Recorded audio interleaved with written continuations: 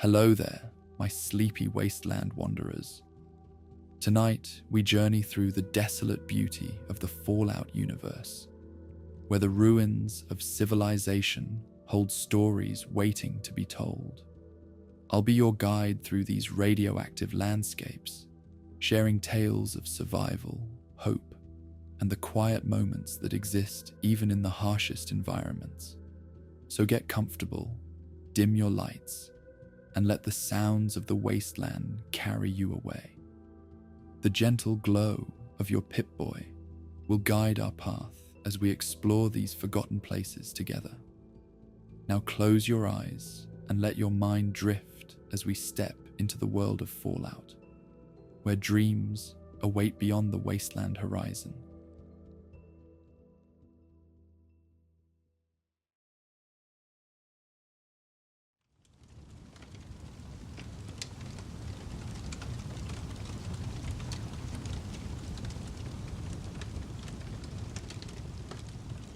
Dusk settled over the Mojave like a worn blanket, casting long shadows across the cracked earth and weathered rocks that defined the wasteland's harsh beauty. The fading sunlight painted the desert in hues of amber and gold, softening the brutal landscape with a gentle glow that belied its dangerous nature. As darkness approached, temperatures began their nightly descent, bringing merciful relief after the scorching heat of day. Against this backdrop, a solitary figure moved with practiced efficiency along a ridgeline overlooking a small valley. Ranger Thomas Hayes adjusted the distinctive duster that marked him as a member of the New California Republic's elite Rangers, its weathered fabric bearing the subtle signs of countless patrols across unforgiving terrain. His Ranger Sequoia holstered at his side, and the modified hunting rifle slung across his back provided reassuring weight, though his movements suggested the quiet confidence of someone who relied on observation and judgment before weaponry. Hayes paused at a vantage point that offered clear views of the valley below, where the NCR outpost of Echo Station maintained its vigilant presence at the eastern edge of Republic territory. Unlike the imposing concrete and steel of larger NCR bases, Echo presented a more austere profile.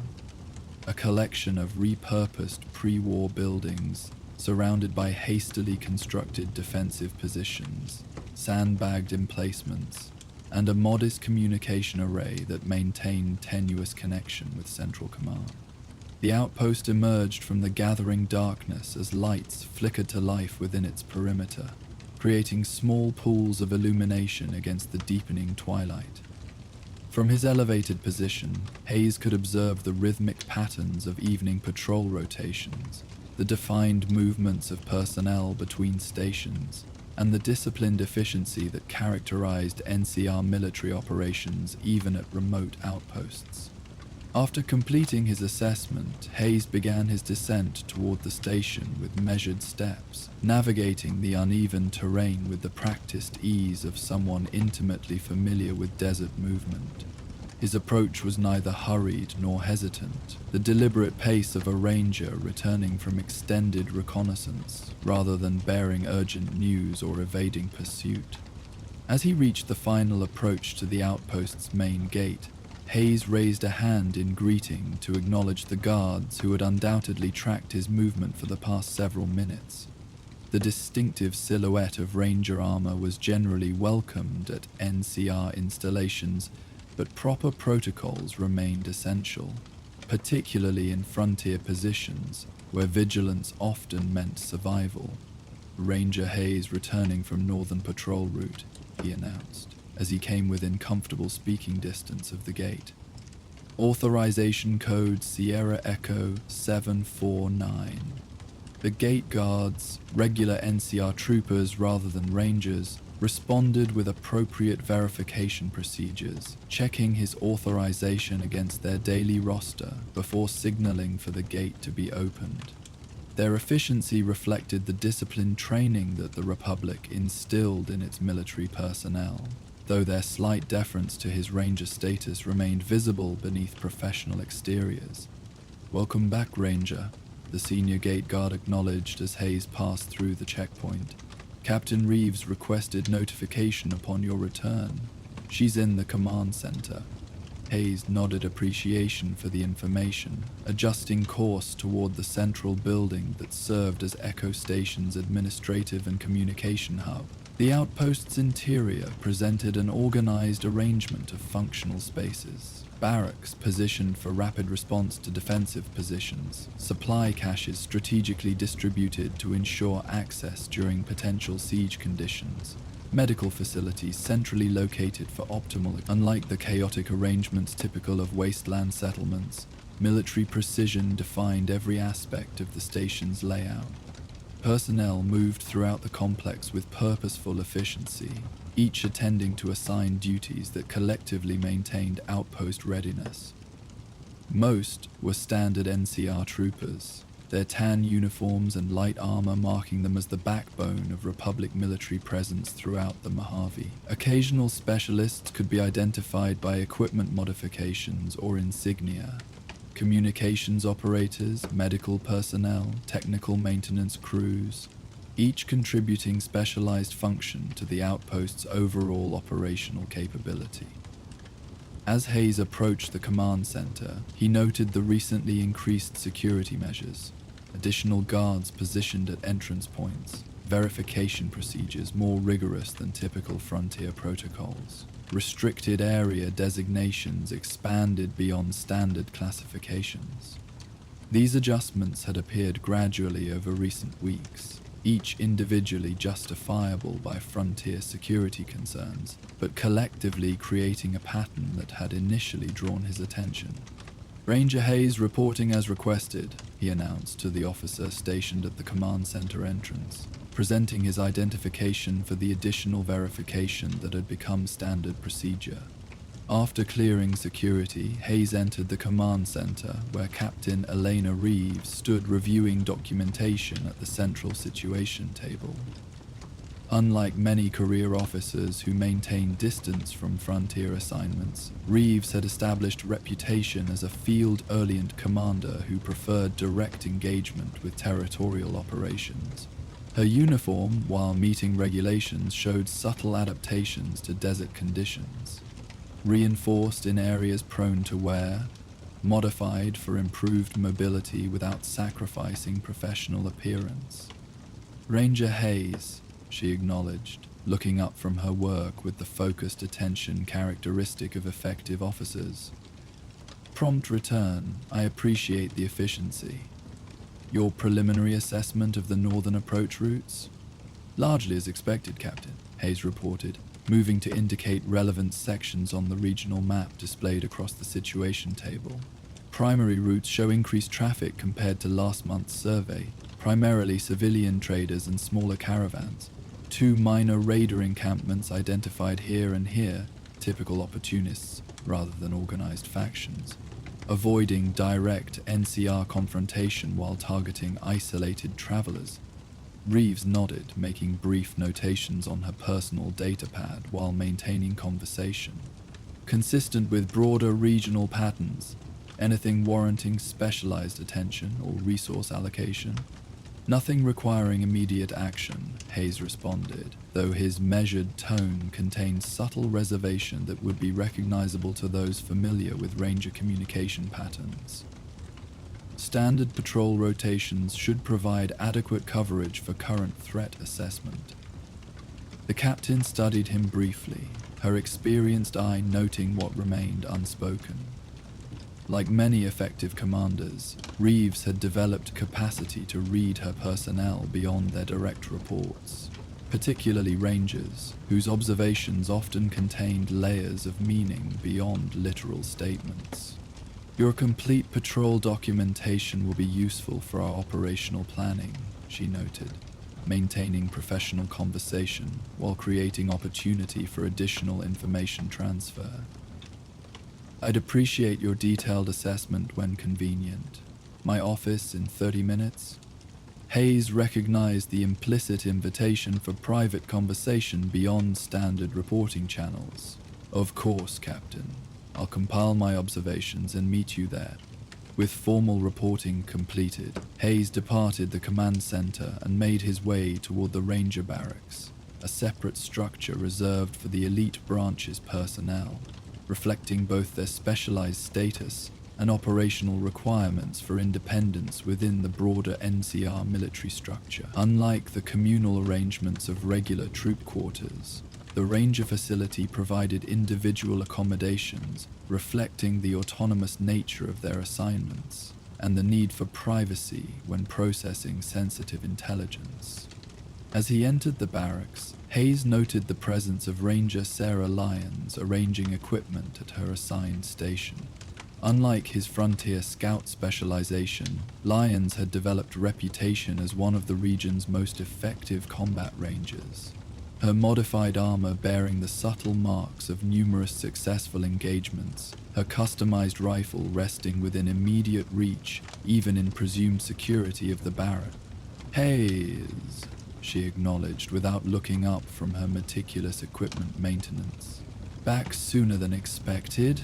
Northern routes must be quieter than intelligence suggested. Quieter in some ways, more interesting in others," he responded, setting his own equipment on his bunk while beginning standard post-patrol maintenance routines. "How's the shoulder recovery progressing?" Lyons rotated her right arm in demonstration, the movement showing minimal restriction despite the significant injury she'd sustained during operations 3 weeks prior. "Medical cleared me for full duty yesterday. Perfect timing given the planned rotation adjustments." This casual reference to operational changes caught Hayes' attention, though his exterior remained neutral. "Rotation adjustments? First I'm hearing of schedule modifications." "Command briefing yesterday while you were on patrol," Lyons explained, continuing her equipment preparation with practiced efficiency. "Major personnel redistribution across sector outposts, supposedly addressing evolving regional priorities, according to Colonel Byrne. Echo Station receiving reinforcements from Western outposts. Increased Ranger allocation specifically." Hayes processed this information while maintaining casual conversation. "Interesting priority shift. Western approaches have traditionally warranted heavier coverage than our sector. Exactly what Jackson said before being reassigned to headquarters," Lyons noted, referencing another Ranger colleague whose direct questioning of orders was well known among their unit. "Apparently questioning operational adjustments isn't appreciated these days. He was on transport to McCarran before evening mess." This development added another piece to the pattern Hayes had been observing. Personnel with reputation for independent assessment being reassigned away from Echo Station, replaced by individuals with stronger emphasis on procedural compliance. Combined with increased security protocols, restricted communication channels, and now forced reallocation from strategic Western approaches, the collective indicators warranted the concern that had been gradually forming during his recent observations. "Command has broader strategic perspective than field operatives," Hayes noted neutrally, a standard acknowledgement that revealed nothing of his internal assessment. "I'm sure the adjustments align with territorial objectives." Lyons gave him the subtle, evaluating look that experienced Rangers used when sensing unspoken concerns. "Naturally. Though I've always appreciated that Rangers are expected to understand the why behind orders, not just the what. Makes for more effective independent operations." This exchange, seemingly casual to potential observers, contained the layered communication typical among Rangers who had served together through multiple deployments. Hayes recognized Lyons' implicit message. She had similar questions about recent developments, but was proceeding with appropriate caution given the sensitivity surrounding command decision. After completing essential equipment maintenance, Hayes prepared for his meeting with Captain Reeves. Rather than proceeding directly to her office, he took indirect route through the outpost commons, gathering environmental information through seemingly casual observation. Troop morale appeared generally positive, despite frontier conditions, with normal social interactions visible throughout off-duty personnel. Nothing immediately suggested widespread awareness of operational concerns, indicating that whatever had triggered the pattern of unusual adjustments remained contained within senior command circles. Captain Reeves' office occupied a modest room within the administrative section, its furnishings reflecting frontier pragmatism rather than rank privilege. A desk of repurposed pre-war materials dominated the space, covered with organized documentation and operational reports. Map displays on surrounding walls tracked regional developments, supply logistics, and personnel deployments. The comprehensive situational awareness expected of effective field commanders. Hayes arrived precisely at the arranged time, knocking once before entering at Reeves' acknowledgement. The captain had positioned herself at the desk's side rather than behind it, a subtle but meaningful choice that established conversation between colleagues rather than formal reporting to superior officer.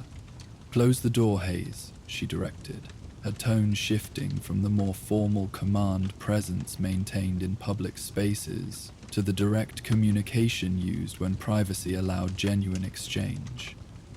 "Your patrol report contained careful phrasing that suggests observations beyond standard reconnaissance findings." This direct approach reflected why many Rangers respected Reeves, despite occasional disagreements with her decisions.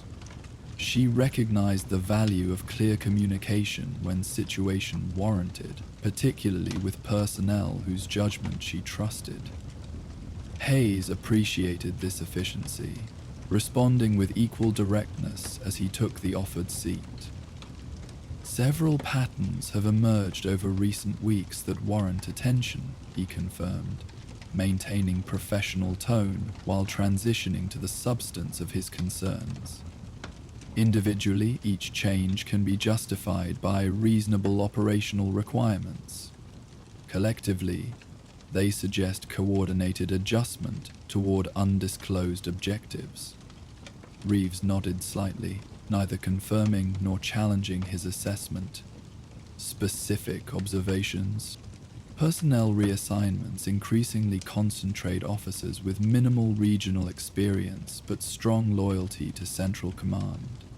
Security protocols have expanded beyond frontier standard without corresponding threat intelligence. Communication channels with neighboring outposts have been restricted to formal channels only, eliminating the informal Ranger coordination network that typically provides operational flexibility. Hayes paused briefly before continuing to the most significant concern. Most recently, force reallocation from western approaches despite that sector's strategic importance regarding Legion movement patterns. The official justification citing evolving regional priorities lacks substantive intelligence support for such significant resource adjustment. The captain listened without interruption, her expression revealing nothing beyond appropriate attention to a trusted subordinate's assessment. When Hayes finished, she remained silent for a measured moment before responding with careful precision. "Your observations align with my own," she acknowledged finally, "though I suspect we may differ regarding potential implication. This statement contains subtle but important information. Confirmation that the patterns were real rather than imagined, acknowledgement that interpretation remained open to multiple perspectives, and implicit permission to continue the analysis without fear of immediate repercussion for questioning command decisions. I've served the Republic long enough to recognize preparation patterns," Hayes continued, accepting the invitation for frank discussion.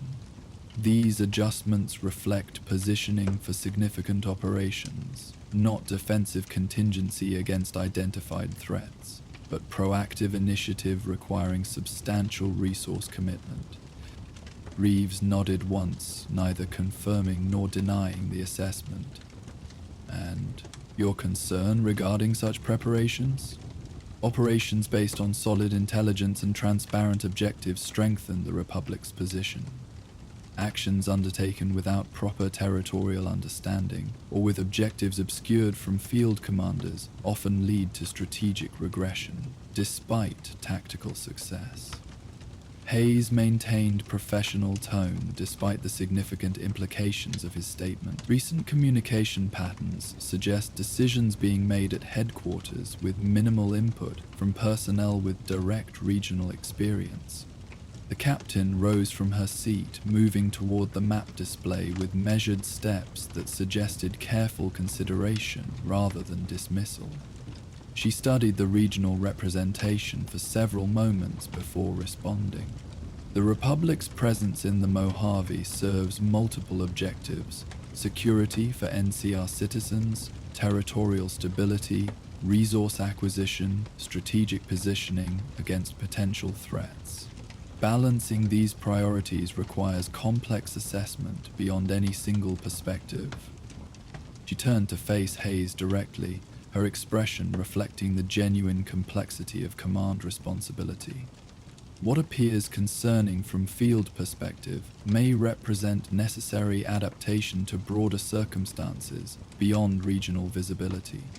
Undoubtedly true, Hayes acknowledged, recognizing the legitimate perspective she presented.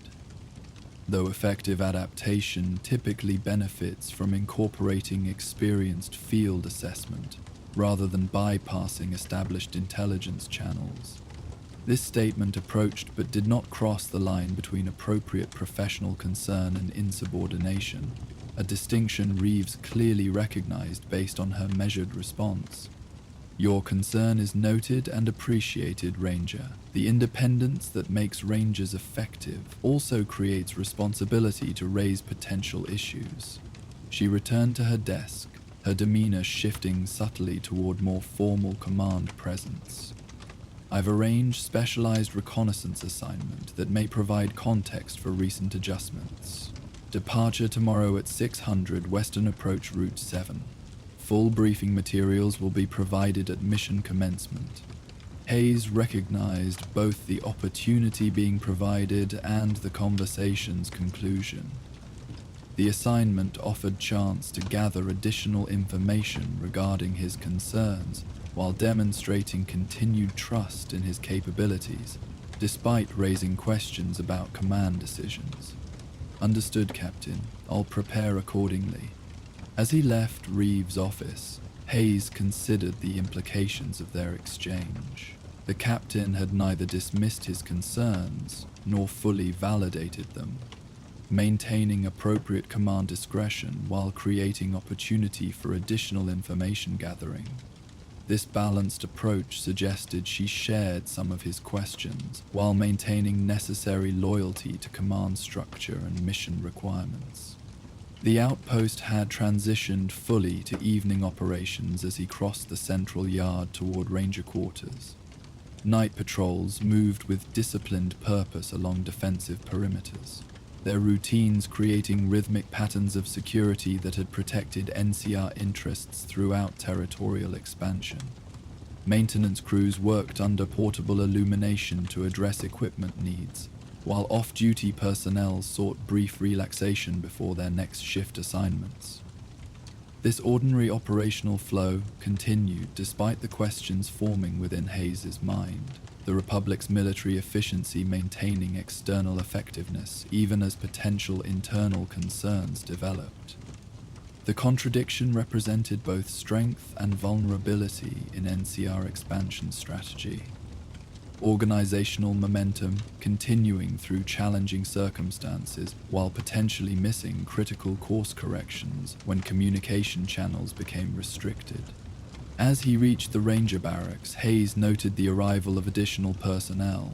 3 Rangers he recognized from Western outposts, apparently part of the reassignment Lyons had mentioned earlier. Their equipment showed signs of hasty redeployment rather than planned transfer, consistent with the pattern of rapid adjustments occurring throughout the region. They acknowledged his presence with the reserved recognition typical between Rangers who knew each other by reputation, rather than direct service. Inside, he found Lyons completing her equipment preparations, her assigned loadout suggesting imminent deployment rather than standard patrol duties. She looked up briefly as he entered, her expression indicating awareness of significant developments beyond routine operations. "Specialized assignment?" he inquired, beginning his own mission preparations with practiced efficiency. "Escort duty for senior staff arriving tomorrow," she confirmed, her tone neutral despite the unusual nature of the assignment. "Apparently, Echo Station rates personal visits from headquarters staff now. Colonel Byrne himself arriving with technical specialists and security detachment." This information added another significant element to the developing pattern. Senior command presence at frontier outposts represented substantial protocol adjustment, particularly including technical specialists who typically remained at central facilities. Hayes maintained casual conversation while processing the implication. "Interesting timing. Any indication of purpose behind the personal attention?"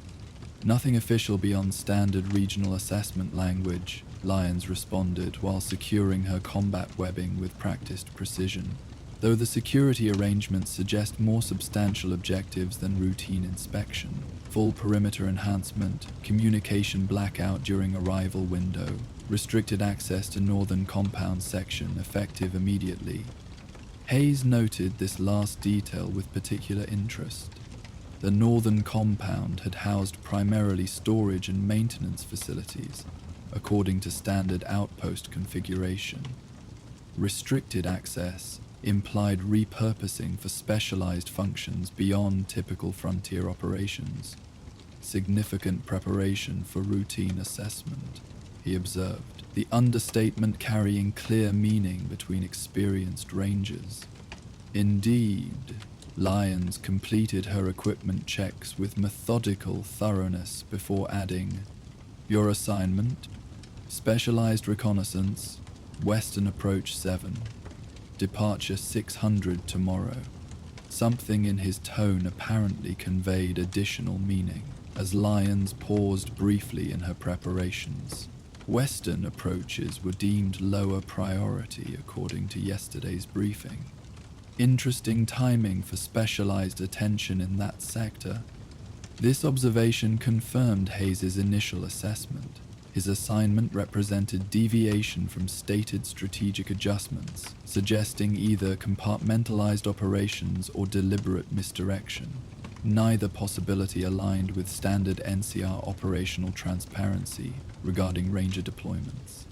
Their conversation paused as additional rangers entered the barracks, the presence of unfamiliar personnel limiting further substantive exchange. Hayes continued his mission preparations with outward focus on practical requirements, while internally processing the accumulated information regarding Echo Station's unusual adjustments. Night deepened around the outposts as personnel settled into evening routines. Despite the superficial normalcy, Hayes perceived subtle tension underlying typical operational patterns. Slightly enhanced security postures, communication officers maintaining unusual monitoring schedules, supply specialists conducting inventory verification beyond standard protocols. Individually minor adjustments collectively suggested preparation for significant operational changes rather than routine frontier management. After completing essential preparations, Hayes sought brief rest before his early departure. Unlike the deeper sleep possible within secure NCR territories, frontier rest remained lighter, a ranger's trained awareness maintaining peripheral alertness even during necessary recovery periods. This balanced rest proved particularly appropriate given the questions surrounding upcoming assignments and command adjustments. Morning arrived with the gradual illumination characteristic of desert environments, subtle lightning along the eastern horizon progressively strengthening until suddenly the sun emerged above distant mountains, casting immediate warmth across the landscape. Hayes had risen before this transition, completing final preparations while most outpost personnel remained in pre-dawn routines. He made his way toward the western gate where his mission materials awaited, according to Captain Reeves' instructions. The outpost stirred with early activity. Night shift personnel completing final duties before rotation, morning patrols preparing for deployment, maintenance crews addressing essential equipment before daily heat complicated their work. Despite the questions surrounding recent command decisions, the fundamental effectiveness of NCR operational structure remained visible in this coordinated efficiency. At the western gate, Hayes found Senior Ranger Marcus Wolfe waiting with mission documentation, his presence immediately notable given Wolfe's position as Reeves' senior field advisor and Ranger coordination officer. Unlike the typical dispatch officer who would normally provide routine mission materials, Wolfe represented direct command oversight regarding specialized assignments. Hayes, Wolfe acknowledged, with the economy of communication common among experienced Rangers, mission briefing and route authorization, special parameters regarding observation priorities and reporting protocols. Hayes accepted the documentation, noting the unusual security classification markings that restricted information access beyond standard patrol parameters. Such compartmentalization typically indicated sensitive intelligence operations rather than routine reconnaissance, further distinguishing this assignment from normal Ranger deployment patterns. Captain Reeves indicated this reconnaissance provides context for recent operational adjustments, Hayes noted, maintaining professional tone while seeking clarification regarding assignment parameters. Wolfe studied him briefly, experienced eyes assessing both the question and underlying concerns it represented. Context often requires perspective beyond immediate surroundings, he responded carefully. This reconnaissance provides opportunity for broader understanding than available within outpost boundaries.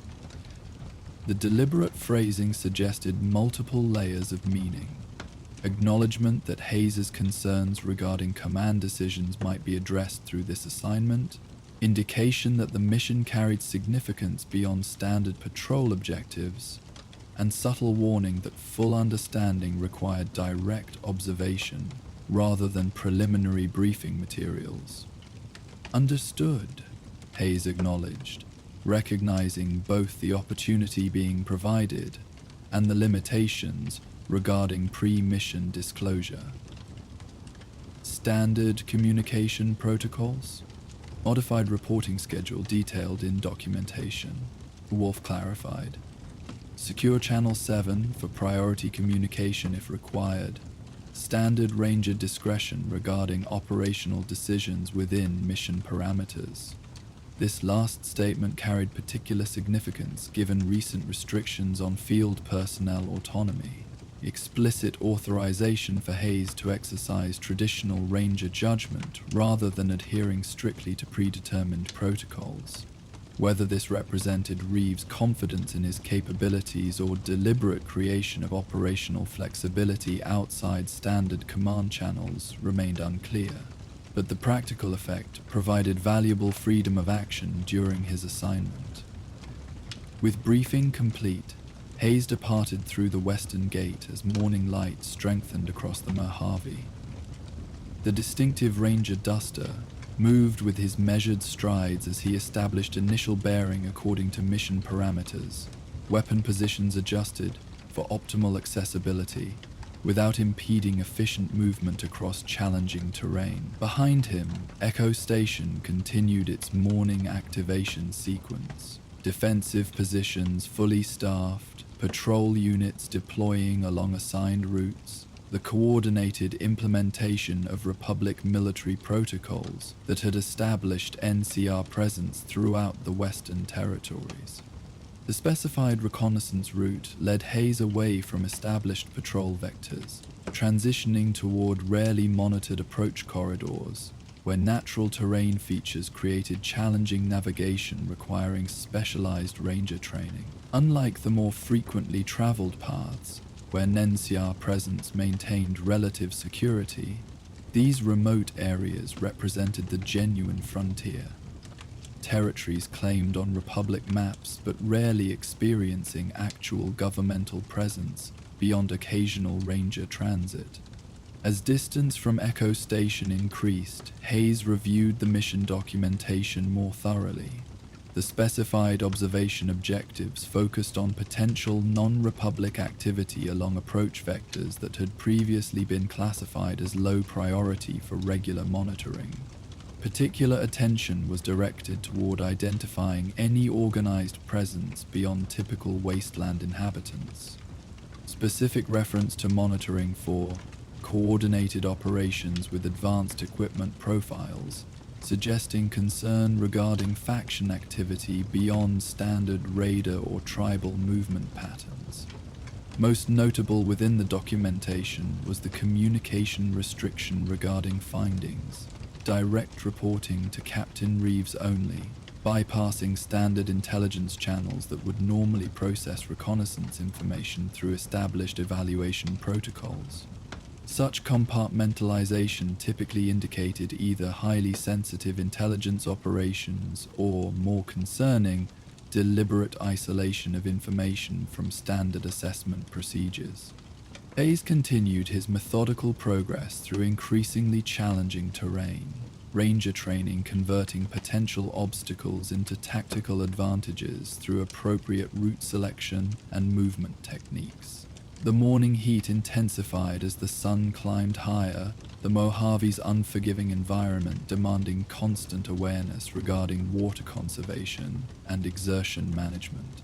Unlike regular NCR troops who relied primarily on established support infrastructure, Rangers developed capacity for extended independent operation through harsh conditions, physical resilience complementing tactical adaptability and observational skills.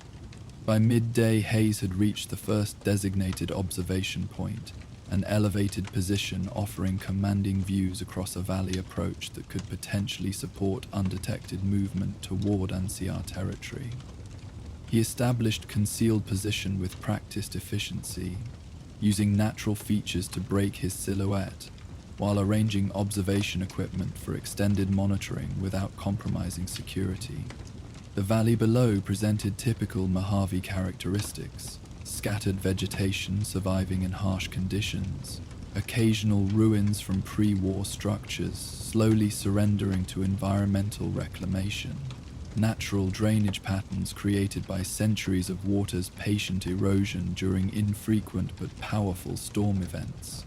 Nothing immediately suggested unusual activity or unauthorized presence, though Ranger experience recognized that genuine threats rarely presented obvious indicators during initial assessment. Hayes settled into the disciplined patience that defined effective reconnaissance, maintaining vigilant observation while managing physical resources for sustained operation, attention shifting methodically across potential approach vectors and concealment locations, environmental awareness registering subtle changes that might indicate human presence in otherwise natural surrounding. Hours passed without significant observation results, the valley maintaining its apparent isolation from organized human activity. Hayes documented standard environmental factors according to Ranger protocols, creating baseline assessment against which future changes could be measured if monitoring continued. As afternoon progressed toward evening, he prepared for transition to the second observation point specified in mission parameters, a location offering visual coverage of different approach vectors, with potential connection to the initial monitoring position.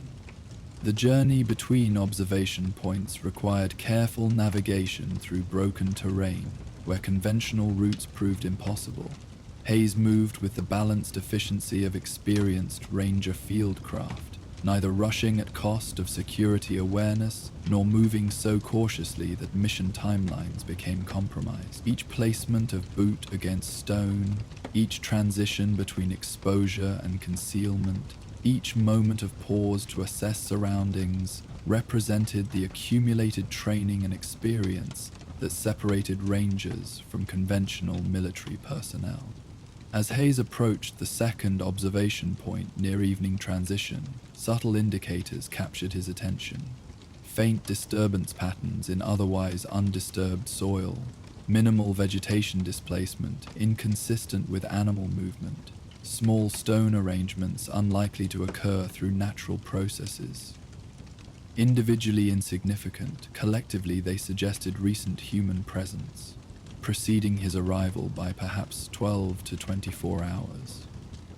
With heightened awareness, Hayes adjusted his approach to the designated observation position, incorporating additional security measures while maintaining mission timeline requirements. The location itself presented more restricted visibility than optimal reconnaissance would typically select, suggesting parameter designation based on factors beyond standard observation protocols, perhaps specific intelligence regarding particular approach vectors or activity patterns.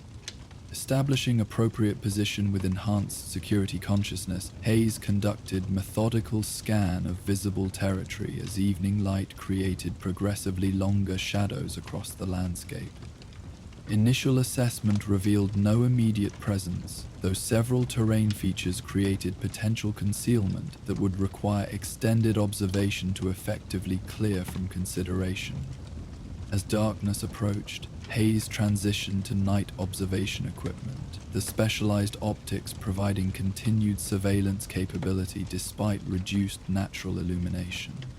The mission parameters specified minimum 24-hour observation at this location, suggesting particular interest in potential nocturnal activity or specific timeline expectations regarding possible transit through the monitored sector.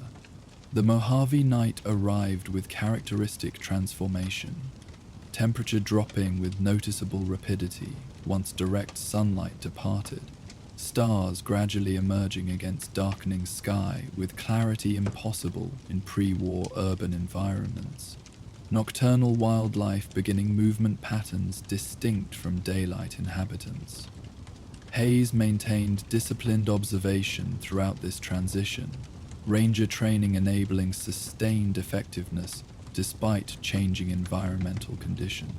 Several hours into night observation, the first indication of significant activity emerged. Subtle illumination briefly visible along a distant ridgeline before disappearing, suggesting either carefully shielded light source or momentary equipment activation quickly secured from observation. The bearing aligned with mission parameters regarding priority observation vectors, immediately elevating Hayes' attention toward the indicated direction. Adjusting specialized optics toward the potential activity location, Hayes maintained patient observation despite natural inclination toward immediate investigation. Ranger experience recognized that premature movement often compromised information gathering, particularly when dealing with unknown entities demonstrating operational security awareness.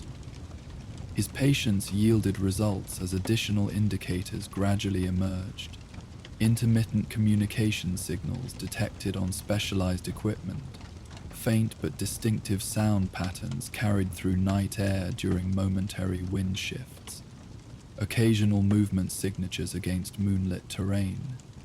Each indicator appeared deliberately minimized, suggesting operational security measures beyond typical Wasteland faction capabilities.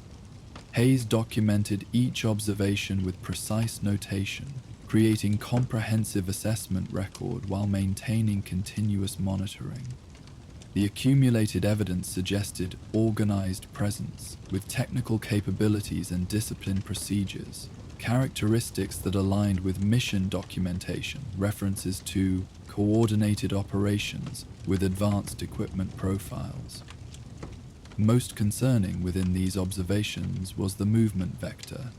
The unknown presence appeared to be establishing positions along approach routes toward Echo Station, while maintaining deliberate concealment from standard NCR patrol patterns. Such positioning typically indicated either intelligence gathering regarding installation security or preparation for potential action against the outpost itself. This assessment presented Hayes with significant decision point regarding mission protocols. Standard Ranger procedure would involve immediate communication with command regarding potential threat identification, particularly involving NCR installation security. However, the specialized communication restrictions specified direct reporting to Captain Reeves only, creating potential delay if immediate response proved necessary. After careful consideration of mission parameters and observed indicators, Hayes determined that secure channel communication with Reeves represented appropriate balance between protocol adherence and security requirements. Activating encrypted communication equipment, he established connection through designated secure frequency. Echo Actual, Pathfinder reporting priority observation. He transmitted using established communication protocols. Classification Level 3 findings requiring immediate attention. The response came after brief delay, Captain Reeves' voice carrying the focused attention characteristic of command personnel receiving field intelligence. Pathfinder, Echo Actual receiving, report findings, secure channel confirmed. Organized presence identified along Western Approach Corridor 7 Elder. Advanced equipment signatures, disciplined movement patterns suggesting professional training.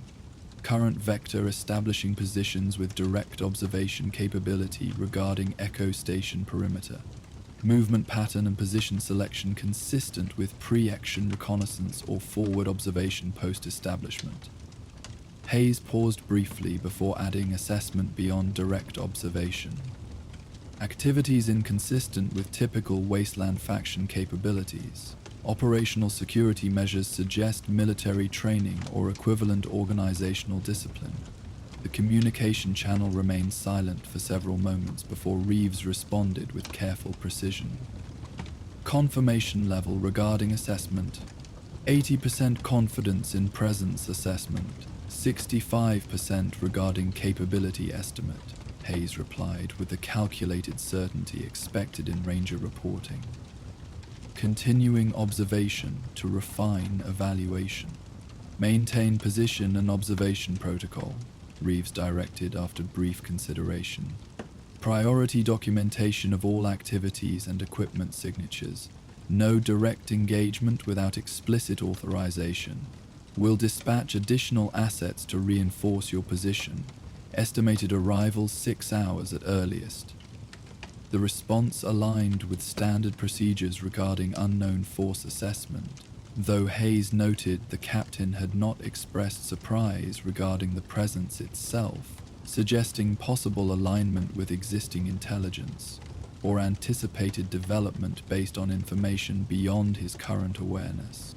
Acknowledged maintaining observation protocols will update with significant developments. Hayes concluded the communication and returned full attention to monitoring the unknown presence, now confirmed as priority intelligence objective based on command response. The night continued its gradual progression, stars wheeling slowly overhead while Hayes maintained vigilant observation of the unknown force's activities. Additional indicators emerged through patient monitoring, equipment signatures suggesting communication coordination between multiple positions, movement patterns revealing approximately 7 to 9 personnel operating in coordinated fashion, position selection demonstrating sophisticated tactical awareness regarding terrain utilization. Most significant among these observations was equipment identification achieved through specialized optics during momentary illumination. Components consistent with advanced targeting systems and communication equipment beyond standard Wasteland availability.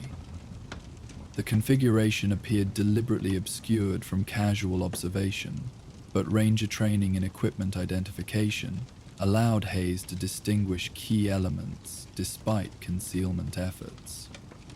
As pre-dawn approached, Hayes detected significant change in the unknown force's activity patterns, movement suggesting deliberate withdrawal from established positions, equipment signatures indicating systematic deactivation procedures, communication patterns reflecting coordinated repositioning rather than continued observation.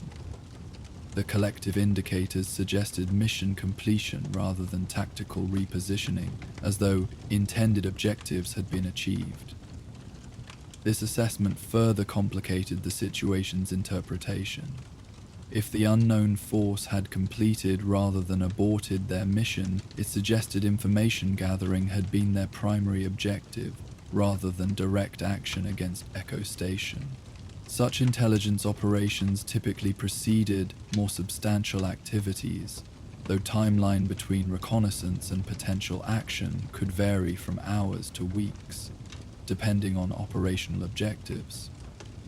Hayes maintained observation until confirming complete withdrawal of the unknown presence, documenting final movement vectors that suggested return to position beyond standard NCR patrol coverage. With primary intelligence objective achieved, he prepared situation assessment for communication to Captain Reeves before reinforcement assets arrived, according to her previous estimation. Activating secure communication, Hayes provided comprehensive update regarding observed withdrawal and equipment identification. Echo Actual, Pathfinder reporting significant development. Unknown force has conducted organized withdrawal from observation positions. Movement vector suggests return to staging area beyond western monitoring range. Equipment identification achieved during operation, components consistent with advanced targeting, and communication systems matching restricted technology profiles. The response came more quickly than previous communication, suggesting Reeves had maintained ready status regarding his reports. Pathfinder. Assessment received. Hold position for reinforcement arrival. Priority documentation preservation protocols in effect. Hayes acknowledged the instruction, while noting its unusual emphasis on documentation preservation. Standard procedure in situations where evidence verification might become significant beyond immediate tactical considerations. This subtle indication further suggested broader implications regarding the unknown force's activities and potential connection to his earlier concerns about command adjustments at Echo Station. As morning light gradually strengthened across the landscape, Hayes maintained vigilant security while organizing observation documentation according to Ranger protocols. The comprehensive record included position coordinates, equipment signatures, movement patterns, timeline documentation, and assessment notes regarding organizational indicators observed during monitoring. The detailed intelligence package that distinguished Ranger reconnaissance from standard patrol reporting. The approaching reinforcement team became visible approximately 1 hour after sunrise. 4 Rangers moving with disciplined efficiency along the approach vector Hayes had originally followed. Their movement patterns demonstrated appropriate security procedures for potential hostile territory, though no indicators suggested the unknown force had maintained presence in the area following their coordinated withdrawal. Senior Ranger Wolf led the reinforcement team, his presence indicating the significance assigned to Hayes' discovery. As they established security perimeter around the observation position, Wolf approached Hayes directly, while the other Rangers maintained vigilant coverage of surrounding terrain. "Your assessment has generated significant attention," Wolf noted without preamble, his expression revealing little beyond professional focus. "Command has implemented security protocol adjustments based on preliminary reporting. Full debriefing will occur at secure location rather than Echo Station." This deviation from standard procedure, bypassing base debriefing in favor of separate secure location, represented unusual protocol adjustment that aligned with Hayes' growing concerns regarding command transparency. Ranger training emphasized maintaining professional performance despite such concerns, allowing him to respond with appropriate acknowledgement while reserving judgment regarding implications. Understood. Documentation prepared according to priority protocols. Comprehensive observation record maintained throughout monitoring period. Wolf nodded with subtle approval of Hayes' professional response, despite potentially concerning procedural adjustments. We'll proceed to alternate debriefing location immediately. Echo Station implementing enhanced security measures based on your intelligence. Captain Reeves has initiated full perimeter reassessment and communications security protocols. As Hayes gathered his equipment and prepared for movement with the reinforcement team, he considered the implications of recent developments against his earlier concerns regarding command adjustments. The unknown force's apparent interest in Echo Station provided potential justification for security enhancements he had previously questioned. Yet the specialized handling of his intelligence reporting suggested complexity beyond standard threat response. The Ranger team departed the observation position with disciplined coordination, establishing movement formation appropriate for potential hostile territory despite no immediate indicators of threat presence. Their journey took them not back toward Echo Station as standard procedure would dictate, but toward alternate heading that Hayes recognized with secondary NCR installation situated approximately 18 kilometers northeast of their current position. As they traversed the challenging terrain with Ranger efficiency, Hayes maintained appropriate security focus while processing the accumulated information regarding Echo Station adjustments, unknown force activities, and command response patterns. The interconnected elements suggested situation more complex than initially apparent, potentially involving intelligence operations beyond standard Ranger awareness. Command objectives not fully disclosed to field personnel or civilian leadership directives implementing policy changes without complete operational transparency. Whatever the underlying reality, Hayes recognized his responsibility remained consistent regardless of broader circumstances. Providing accurate intelligence, maintaining professional performance, and upholding the Ranger commitment to Republic security while preserving the core values that distinguished NCR from more exploitative Wasteland factions. This balanced sense of duty had guided Ranger operations through complex situations throughout the Republic's expansion, allowing adaptation to challenging circumstances without compromising fundamental principles. The unknown force's withdrawal provided temporary security regarding immediate threat concerns, but Hayes recognized the broader situation remained unresolved. Questions regarding command transparency, unusual procedural adjustments, and potential undisclosed objectives continuing to warrant attention from those committed to both Republic security and institutional integrity. This tension between operational necessity and principled governance had defined NCR expansion from its earliest beginnings, requiring continuous recalibration as the Republic navigated the complex challenges of wasteland reclamation. As the Ranger team continued their journey across the Mojave's challenging terrain, elsewhere in the wasteland, another story of duty and redemption was unfolding. A former NCR Ranger, now traveling alone on the long roads between scattered settlements, carried the weight of past failure as heavily as the weathered duster still marking their former allegiance. Their quest for personal redemption would lead through dangerous territories and difficult choices, testing whether honor could be reclaimed once lost. While Hayes continued his journey with his Ranger team, our next tale beckons from the lonely paths of atonement. Join us for The Road to Redemption. The Mojave stretched endlessly beneath a faded blue sky, its vast expanse broken only by the occasional silhouette of distant mesas and weather-worn rock formations that had withstood nuclear devastation and centuries of relentless wind.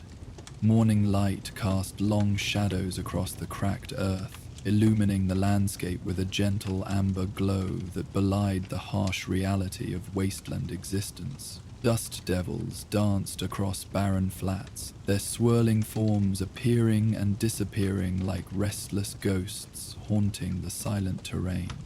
Along a weathered road that had once carried travelers between thriving settlements in the world before, a solitary figure moved with measured determination. Former Ranger Jackson Mercer walked the patient pace of someone accustomed to covering vast distances without exhausting limited resources.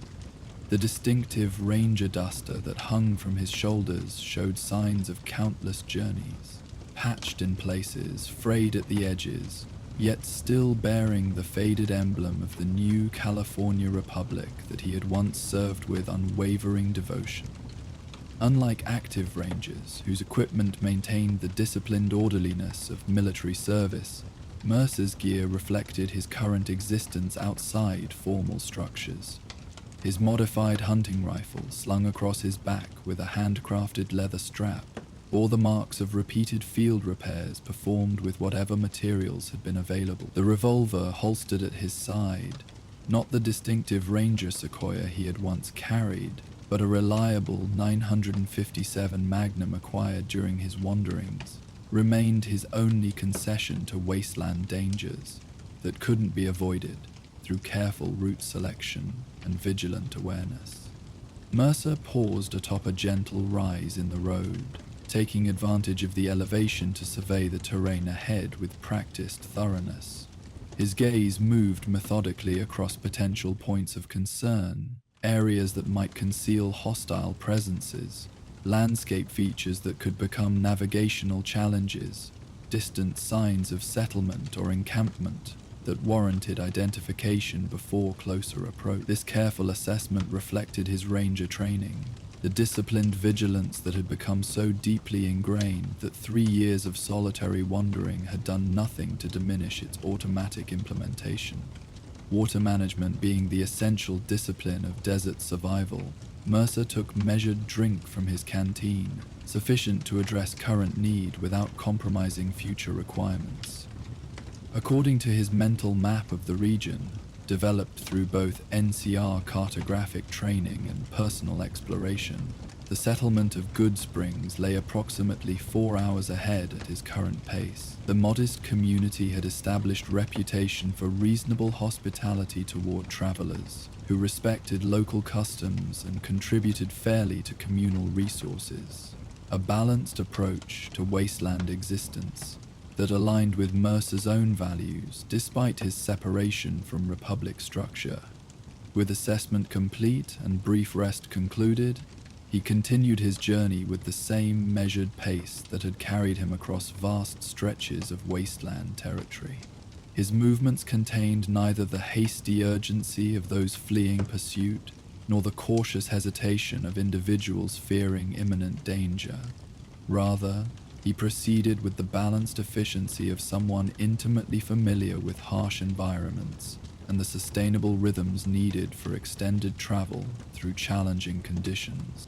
The road ahead wound through increasingly uneven terrain, its once smooth surface broken by decades of exposure to extreme temperature variations and occasional radiation storms that characterized the Mojave's post-war climate. Mercer navigated these obstacles with practiced ease, his attention divided between immediate path requirements and broader environmental awareness.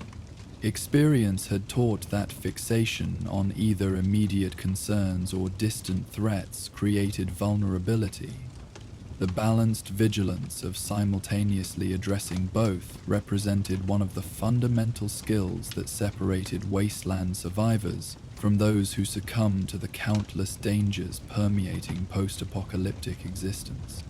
As midday approached, bringing intensified heat that shimmered visibly above the baked earth, Mercer detected movement along his planned route, the distinctive silhouette of Brahmin-drawn wagons moving slowly across the distant landscape. The configuration suggested civilian caravan rather than militant group, their measured progress indicating the deliberate pace of traders rather than the more aggressive movement patterns of raiders or slaves. Mercer adjusted his course slightly to intersect with the caravan's path, maintaining sufficient distance for proper assessment before committing to direct contact. His ranger experience had included extensive caravan escort duties during NCR territorial expansion, providing intimate familiarity with typical wasteland trade operations and their common vulnerability. This background allowed rapid evaluation as he drew closer, noting defensive positioning around civilians, equipment maintenance standards suggesting responsible ownership, and the disciplined spacing that indicated experienced wasteland travelers rather than novices vulnerable to environmental hazards. When approximately 100 meters separated them, Mercer raised his right hand in the universal wasteland gesture indicating non-hostile approach, empty palm visible, weapon hand clearly away from equipment, deliberate movement allowing clear identification before close proximity. The caravan responded with appropriate caution, defensive personnel adjusting positions to create balanced coverage, while allowing potential communication with approaching traveler. Passing traveler, seeking shared road for mutual security, Mercer called once within comfortable voice range, using the traditional approach language common throughout Western territories. Willing to contribute watch rotation and perimeter security in exchange for company.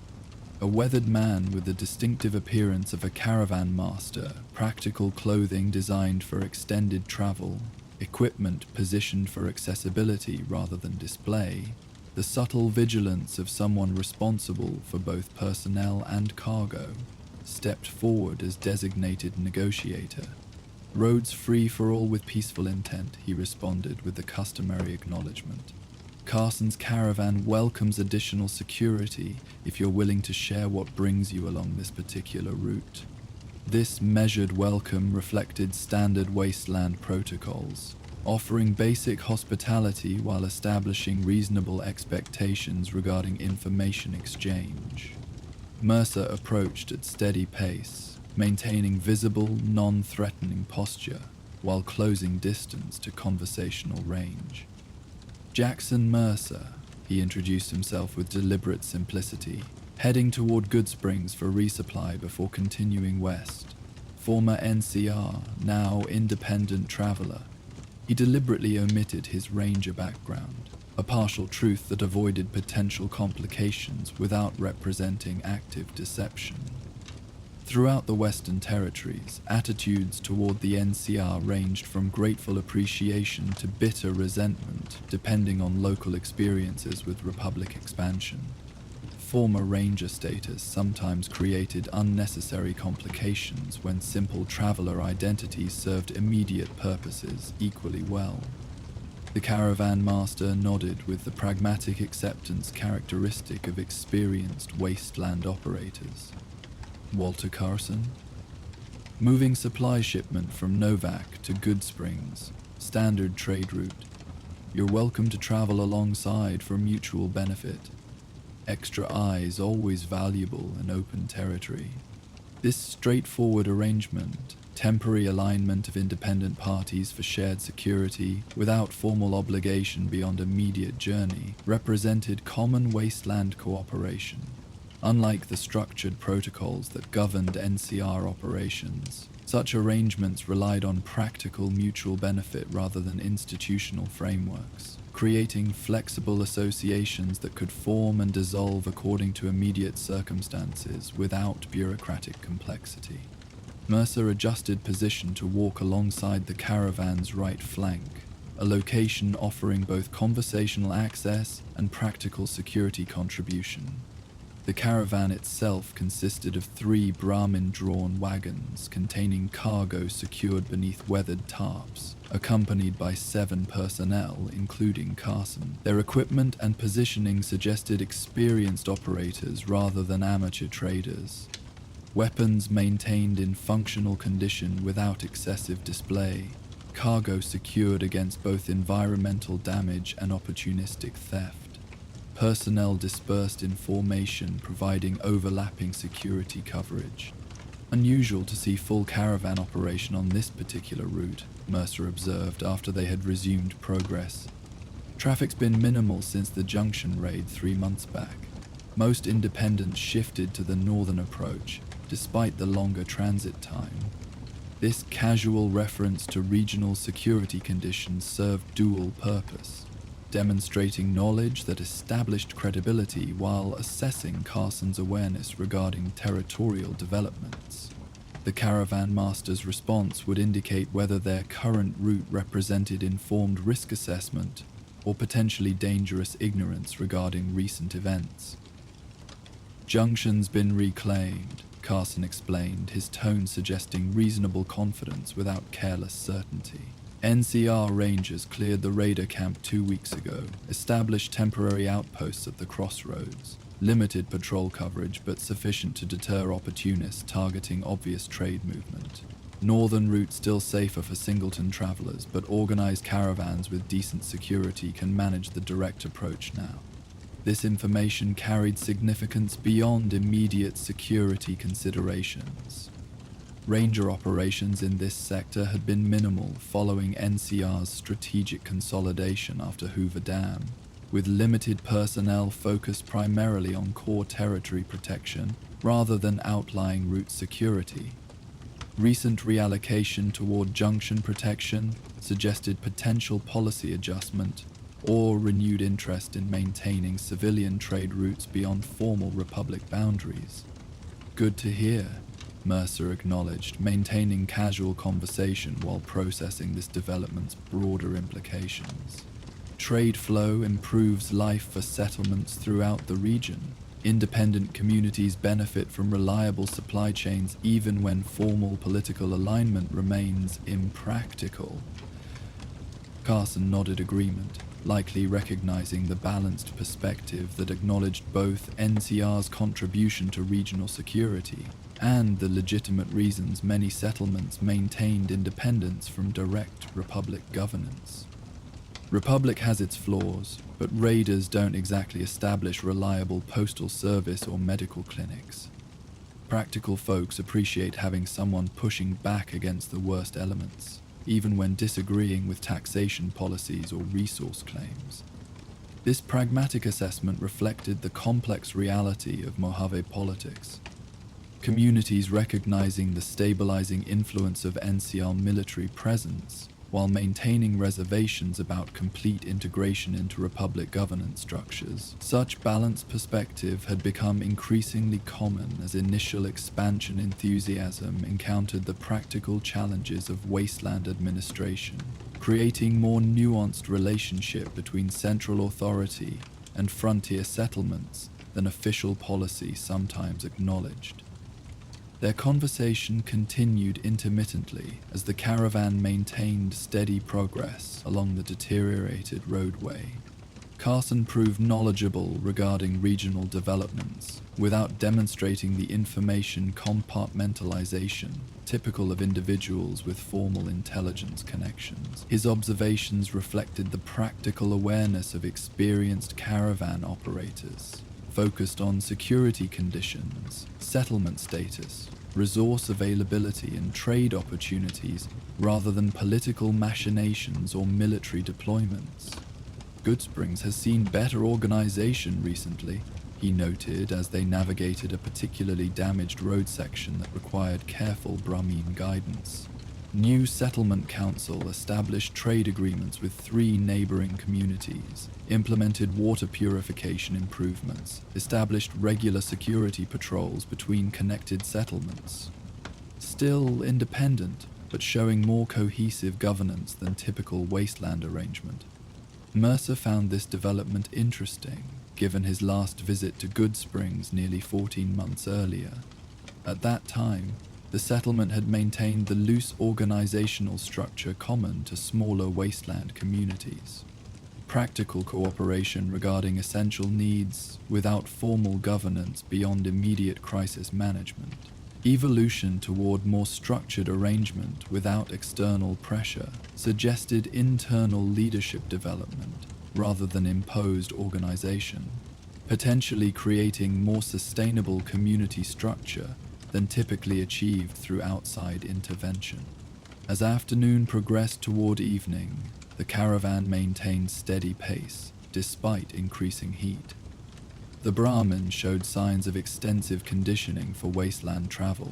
Their unusual two-headed physiology adapted to radiation exposure across generations of post-war existence. Their stamina developed through careful training and selective breeding by experienced handlers. Carson's operation clearly represented professional standards rather than opportunistic scavenging, suggesting established trade relationships and consistent operation history. When the sun began its descent toward the western horizon, Carson signaled for scheduled rest period, the standard practice of wasteland travelers who recognized the value of brief recovery periods in maintaining sustainable travel rhythm. The caravan personnel implemented practiced routine, establishing defensive perimeter while addressing essential maintenance tasks.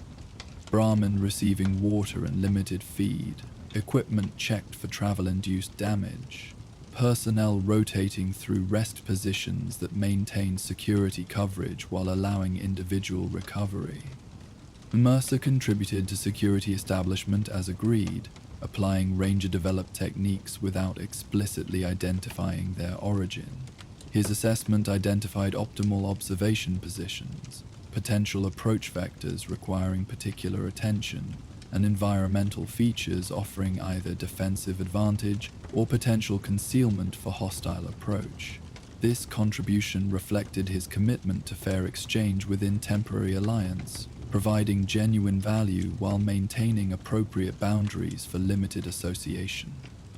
As evening approached, transforming the Mojave through the distinctive light quality that preceded actual sunset, Mercer detected movement patterns inconsistent with natural wildlife behavior, approximately half a kilometer east of their position. His trained perception identified human figures moving with deliberate stealth, their approach vector suggesting intentional interception rather than coincidental crossing paths. Their movement discipline indicating coordinated action rather than independent travel. Movement east, he informed Carson with quiet efficiency, gesture indicating direction while maintaining casual posture that wouldn't alert distant observers to detection. At least 4 individuals, controlled approach pattern, attempting concealment, suggest defensive preparation without obvious alert that might trigger immediate hostile action. Carson processed this information with the calm efficiency of someone accustomed to wasteland threats, nodding slightly while implementing subtle hand signals that activated predetermined security protocols among his personnel. The caravan's response demonstrated professional preparation. Defensive positions established without panicked movement, civilians shifting to protected locations while security personnel adjusted equipment and positioning for potential engagement, all accomplished with minimal visible activity that might trigger premature confrontation. Standard procedure is defensive positioning without provocation, Carson explained quietly as these adjustments completed. Many approaching groups reconsider engagement when encountering prepared defense rather than vulnerable target. If they're simply cautious travelers like yourself, no harm in reasonable precaution. If they're hostile, better to meet them from prepared position than scattered formation. This balanced approach aligned with Mercer's own assessment, neither assuming hostile intent without confirmation, nor ignoring potential threat indicators that warranted reasonable preparation. Such measured response represented the sustainable middle ground between paranoid aggression and careless vulnerability that characterized effective wasteland operation. The approaching group continued their advance over the next 20 minutes, their movement pattern maintaining deliberate progression toward the caravan's position, while utilizing available terrain features for partial concealment. As distance decreased, Mercer's enhanced observation identified equipment details that further informed tactical assessment. Mixed weaponry suggesting opportunistic acquisition rather than standardized armament. Clothing variations indicating individual operation rather than organized faction. Movement coordination suggesting experienced cooperation without formal tactical training. Likely independent operator group rather than established raider band, Mercer assessed based on these observations. Equipment profile matches opportunistic scavengers rather than dedicated combat unit. Approach pattern suggests experience without professional training, probably evaluating potential target value versus defense capability before committing to engagement. Carson nodded agreement with this evaluation. Common enough encounter type.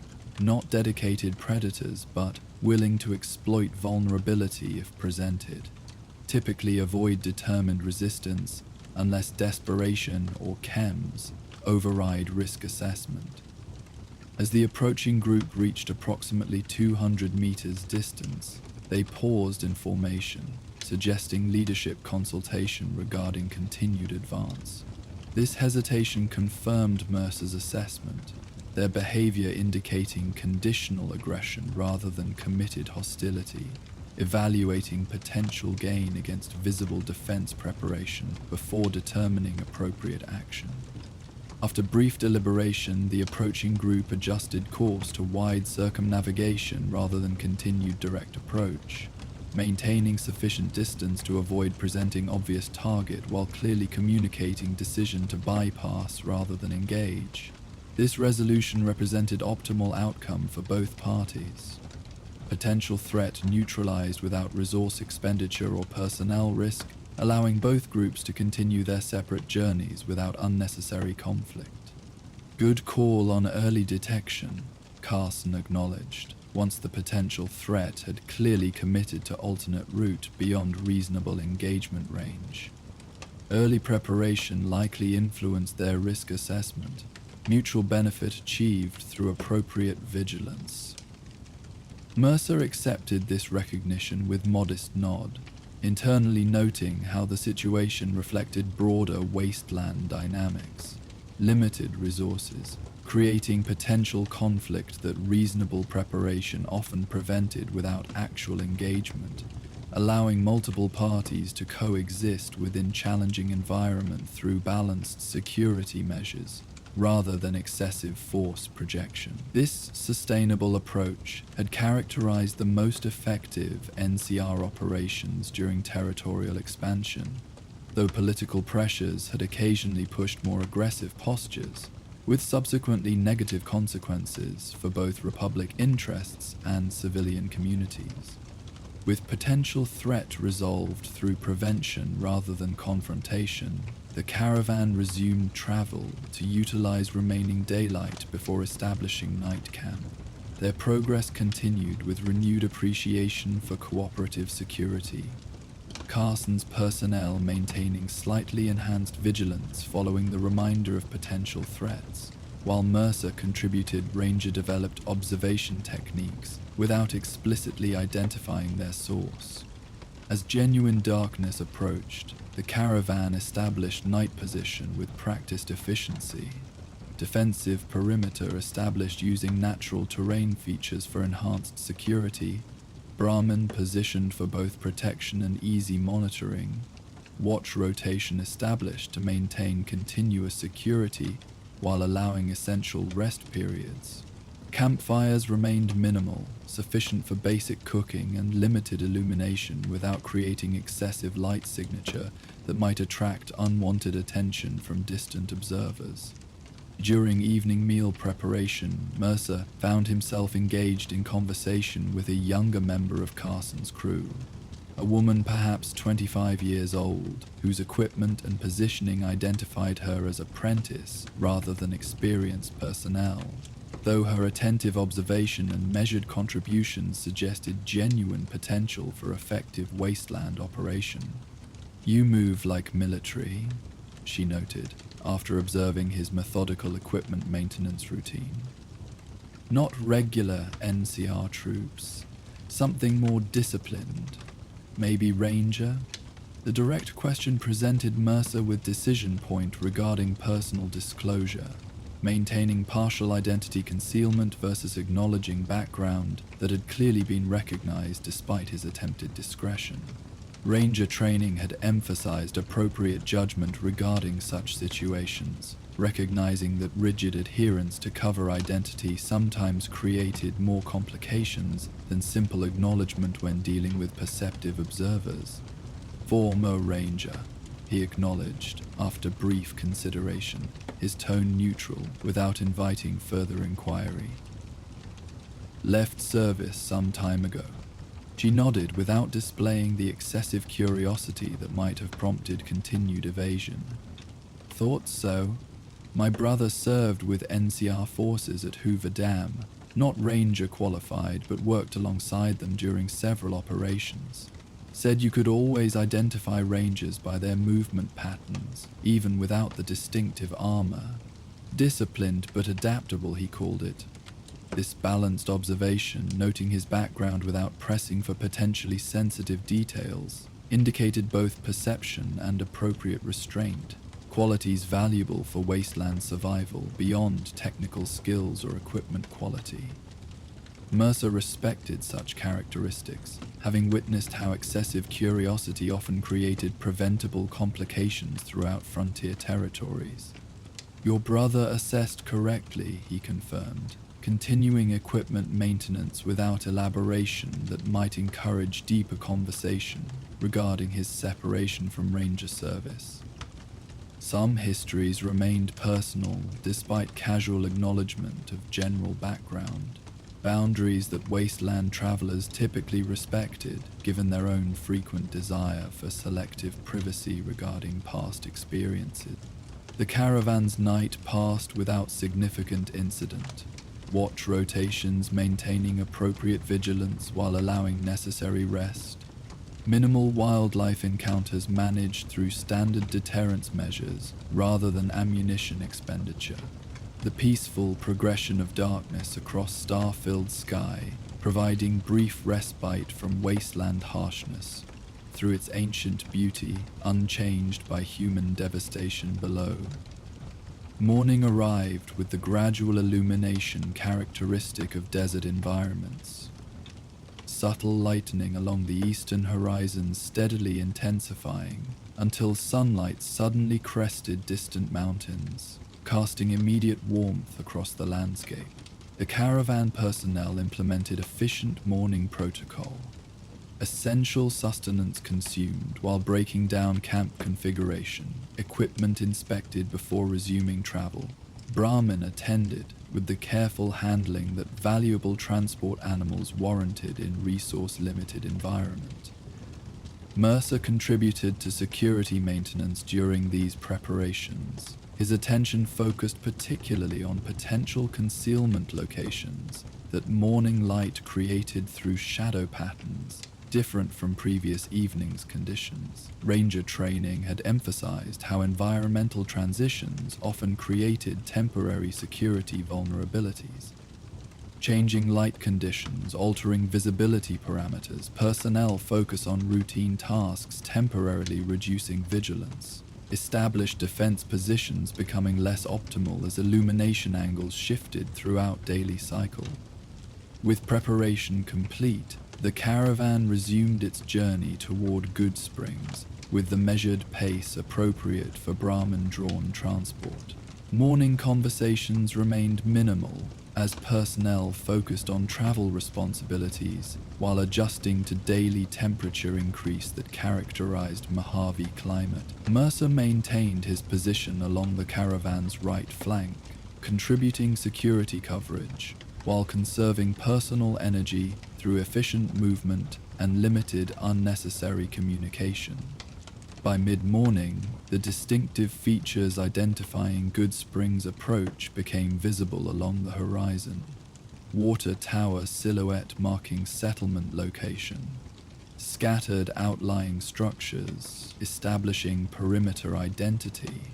Modest agricultural attempts visible as geometric patterns, contrasting with natural landscape configuration. The settlement's elevation offered both tactical advantage through improved observation capability and practical benefit through access to underground water sources that had sustained community viability despite harsh environmental conditions.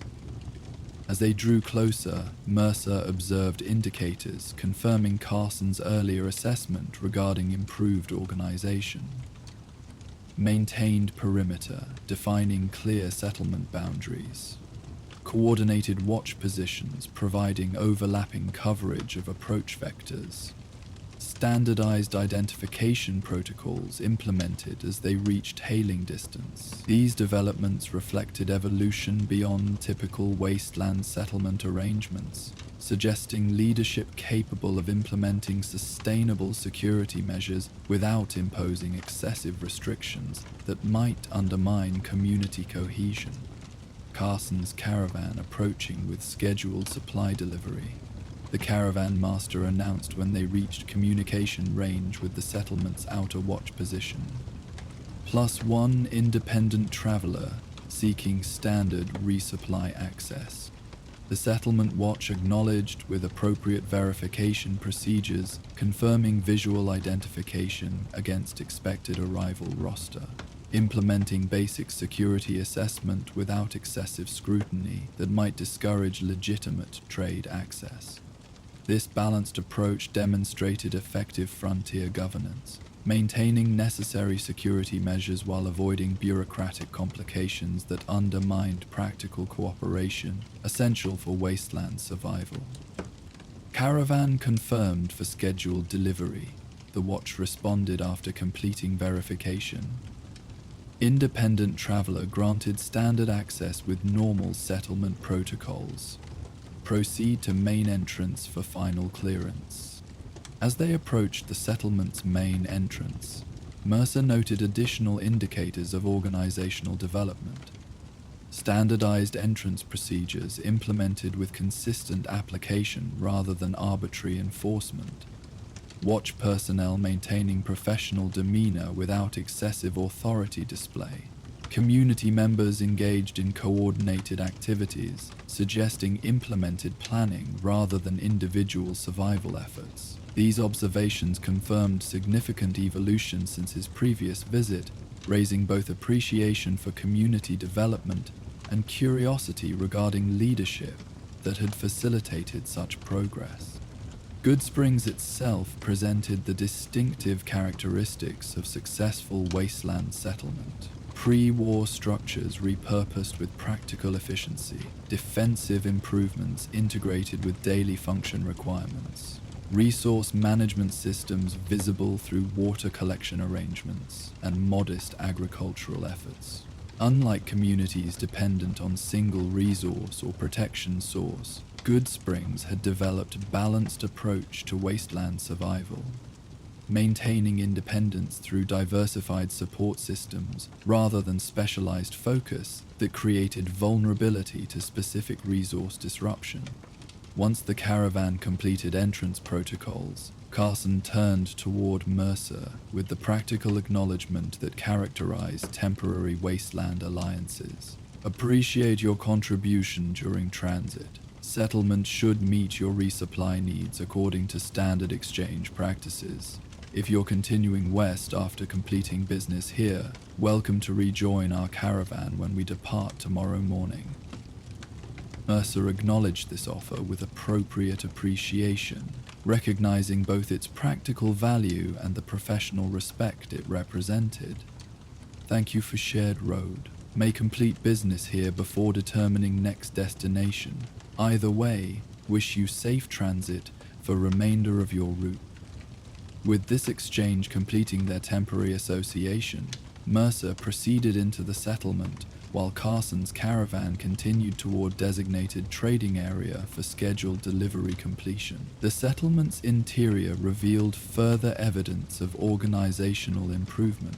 Clearly defined common areas maintained through coordinated effort, essential services arranged for community access with reasonable exchange requirements, visible interaction patterns suggesting established conflict resolution protocols rather than arbitrary power implementation.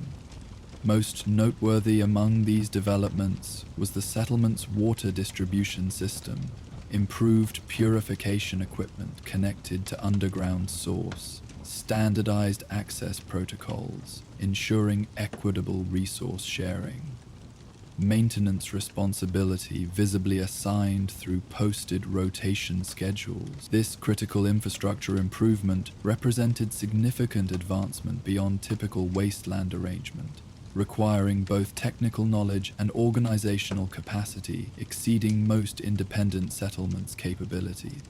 Mercer proceeded toward the settlement's general store to address personal resupply requirements, maintaining observational awareness through habitual vigilance rather than specific concern regarding current environment. The interior space presented typical frontier commercial arrangement, available goods displayed with practical organization rather than marketing emphasis, prices established through standardized exchange rates rather than exploitative opportunity assessment, proprietor maintaining professional demeanor that balanced security awareness with reasonable hospitality toward potential customers. "Welcome, traveler," the shopkeeper greeted with the measured friendliness characteristic of experienced wasteland merchants. "Standard goods available for cap exchange or acceptable barter. Special requests considered depending on current inventory and reasonable compensation arrangement." Mercer acknowledged this standard welcome with appropriate response, proceeding to identify essential resupply requirements. Purified water to replenish travel distance consumption, preserved food appropriate for extended field operation, basic maintenance materials for equipment wear, addressed through preventative attention rather than emergency repair. These practical necessities reflected disciplined resource management characteristic of experienced wasteland travelers, addressing genuine requirements without unnecessary acquisition that created transport burden without proportional survival benefit. As he completed his transaction, Mercer noted conversation among settlement residents near the store entrance, discussion regarding recent caravan loss along western approach route despite improved security arrangements. Their exchange contained information potentially relevant to his own travel considerations, prompting measured attention while maintaining appropriate discretion regarding obvious eavesdropping that might create unnecessary suspicion. "Third caravan lost in that same stretch this month," an older man noted with evident concern. "Crawford's group had decent security too, not amateur operation vulnerable to typical raider opportunism. Whatever hit them knew what they were doing and came prepared for professional resistance." This information carried significant implications regarding regional security conditions beyond settlement boundaries. Coordinated attacks against prepared caravans suggested organized hostile presence rather than typical wasteland predators, potentially indicating faction activity expanding into previously manageable territory. Such development warranted careful consideration regarding westward travel plans, particularly for singleton traveler without caravan security resources. After completing his business at the general store, Mercer proceeded toward the settlement's saloon, the standard information gathering location in wasteland communities where official communication infrastructure remained limited or non-existent. Unlike pre-war establishments focused primarily on intoxication provision, frontier saloons functioned as essential community hubs, locations where travelers exchanged regional intelligence. Locals discussed community concerns, and informal governance often emerged through practical problem solving rather than imposed authority structures. The Prospector Saloon maintained the distinctive characteristics of successful wasteland establishment. Functional infrastructure prioritized over aesthetic considerations, security measures integrated within hospitality arrangements, atmosphere balancing relaxation opportunity with continued vigilance appropriate for frontier environment. The proprietor, a woman whose observant gaze suggested extensive experience evaluating potential trouble before actual development, acknowledged Mercer's entrance with the measured assessment typical of experienced establishment operators. Mercer ordered modest refreshment, sufficient to justify location occupation while avoiding consumption that might compromise continued situational awareness, before settling at position offering both conversational access and tactical advantage through wall-protected seatings with clear sight lines toward entrance and primary interior activity areas. This positioning reflected habitual security consideration rather than specific concern. The automatic implementation of Ranger-developed protocols that had become integral to his movement patterns, regardless of apparent environmental safety. The saloon's current occupants represented typical wasteland community cross-section, local residents engaged in social interaction beyond immediate survival requirements, travelers temporarily sharing information relevant to mutual interests without forming permanent associations, occasional merchants establishing potential trade connections through informal conversation before committing to specific exchange arrangements. Their collective conversation created information environment where careful listening yielded valuable intelligence regarding regional conditions beyond official communication channels. Mercer maintained unobtrusive presence while gathering relevant information through attentive observation rather than direct inquiry that might create unnecessary attention. Conversation fragments gradually formed coherent regional assessment, increasing hostile activity along western approaches despite NCR patrol adjustments. Unusual coordination among previously independent raider groups suggesting potential leadership development. Specific targeting of caravans carrying medical supplies and technical components rather than general merchandise or food transport. This intelligence pattern suggested concerning regional developments beyond typical wasteland predation. Organized targeting of specific supply categories indicated strategic objective rather than opportunistic acquisition, potentially representing faction development with objectives beyond immediate resource acquisition. Such evolution from chaotic raider activity toward coordinated operations with specific targeting priorities often preceded significant regional destabilization if left unaddressed through proportional response. As evening approached, transforming the saloon's atmosphere through subtle shift from information exchange toward relaxation function, Mercer considered options regarding his westward journey plans. The accumulated intelligence suggested significantly elevated risk along his planned route, particularly for singleton traveler without caravan security resources. Ranger training emphasized appropriate risk assessment rather than rigid plan adherence when new intelligence indicated changed conditions, balancing mission objectives against survival considerations through practical evaluation rather than arbitrary determination. His consideration was interrupted by approach from an older man whose bearing suggested military background despite civilian clothing. The controlled movement and environmental awareness characteristic of professional security experience, rather than typical wasteland survival adaptation. The man carried modest refreshment that provided social pretext for conversation initiation, though his measured assessment suggested purpose beyond casual interaction. "Mind some company?" he inquired with the direct approach characteristic of wasteland communication, where excessive social formality had been replaced by practical efficiency. "Thomas King, Settlement Security Coordinator. Noticed you came in with Carson's group, but maintain independent status. Thought we might have mutual interests worth discussing." This introduction contains significant information beneath its apparent simplicity. Identification of formal security role within settlement structure, acknowledgement of observational awareness regarding Mercer's arrival circumstances, implied intelligence sharing proposition rather than interrogation intent. The approach warranted reasonable engagement rather than evasion, particularly given Mercer's own interest in regional security conditions relevant to his travel consideration. "Jackson Mercer," he responded with appropriate acknowledgement, gesturing toward vacant chair positions for conversation while maintaining tactical awareness of surrounding environment.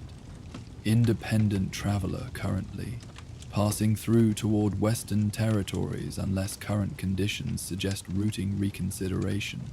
King settled into the offered position with the careful movement of someone managing old injuries without allowing them to create significant limitation, a common characteristic among those with extensive security experience in wasteland conditions where proper medical treatment often remained unavailable despite survival following significant trauma.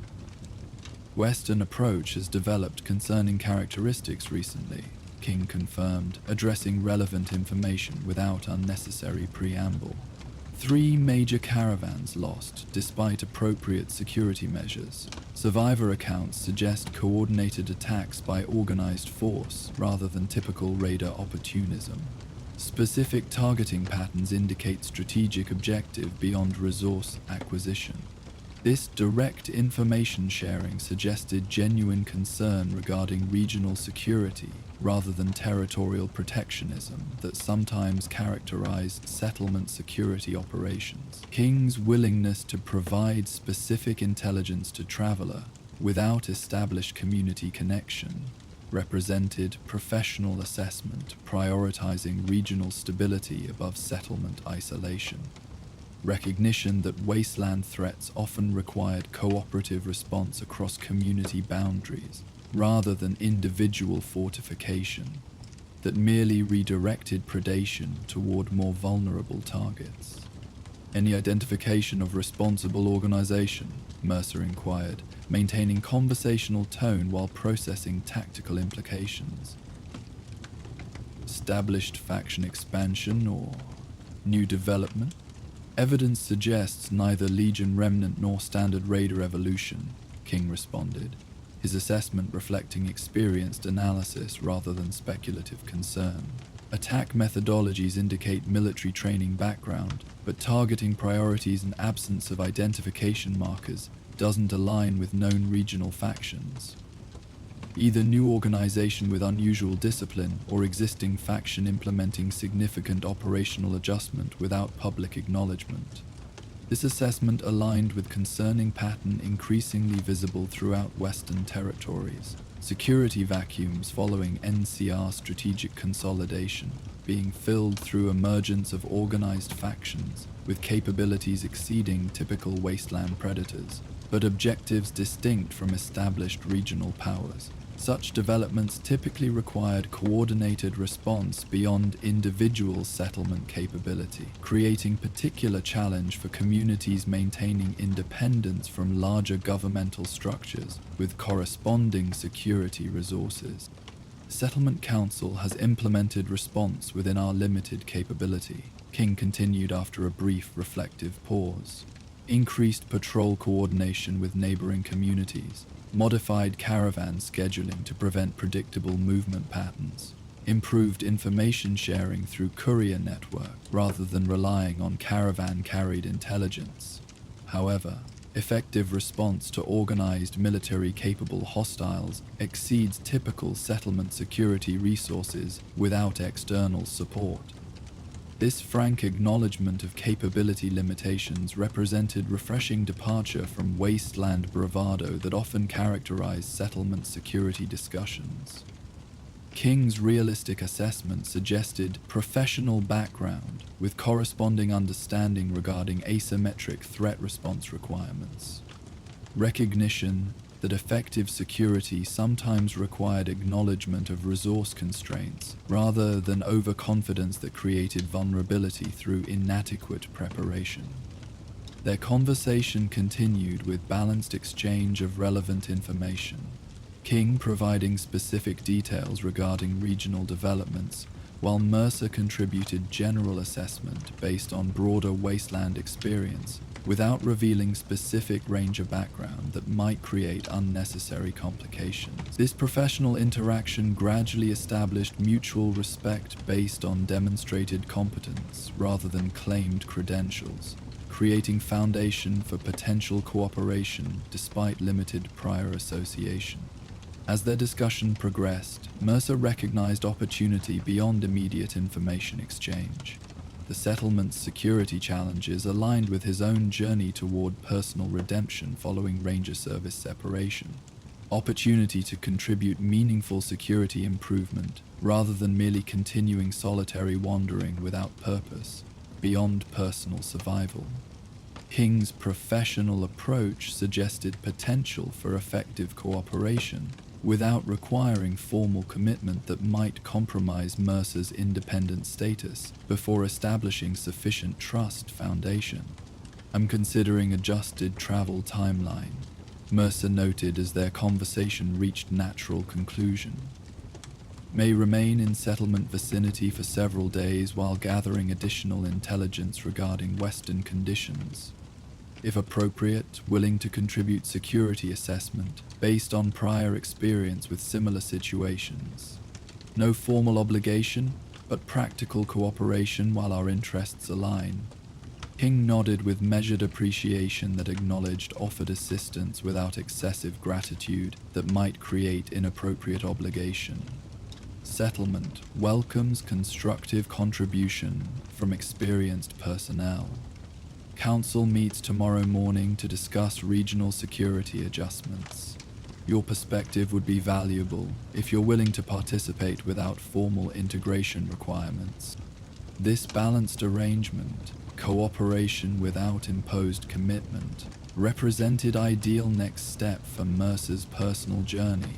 The opportunity to contribute meaningful security improvements aligned with his internal redemption seeking without requiring premature identity disclosure or formal association that might contradict his need for continued independence while rebuilding personal foundation following Ranger Service separation. As night settled over Goodsprings, transforming the settlement through the subtle shift from productive activity to restful recovery essential for sustainable existence, Mercer considered how this unexpected development aligned with his broader personal journey. The path toward redemption following failure contained no defined roadmap or guaranteed destination, yet opportunities to contribute positive impact rather than merely avoiding further negative consequence represented essential steps toward rebuilding both external relationships and internal integrity.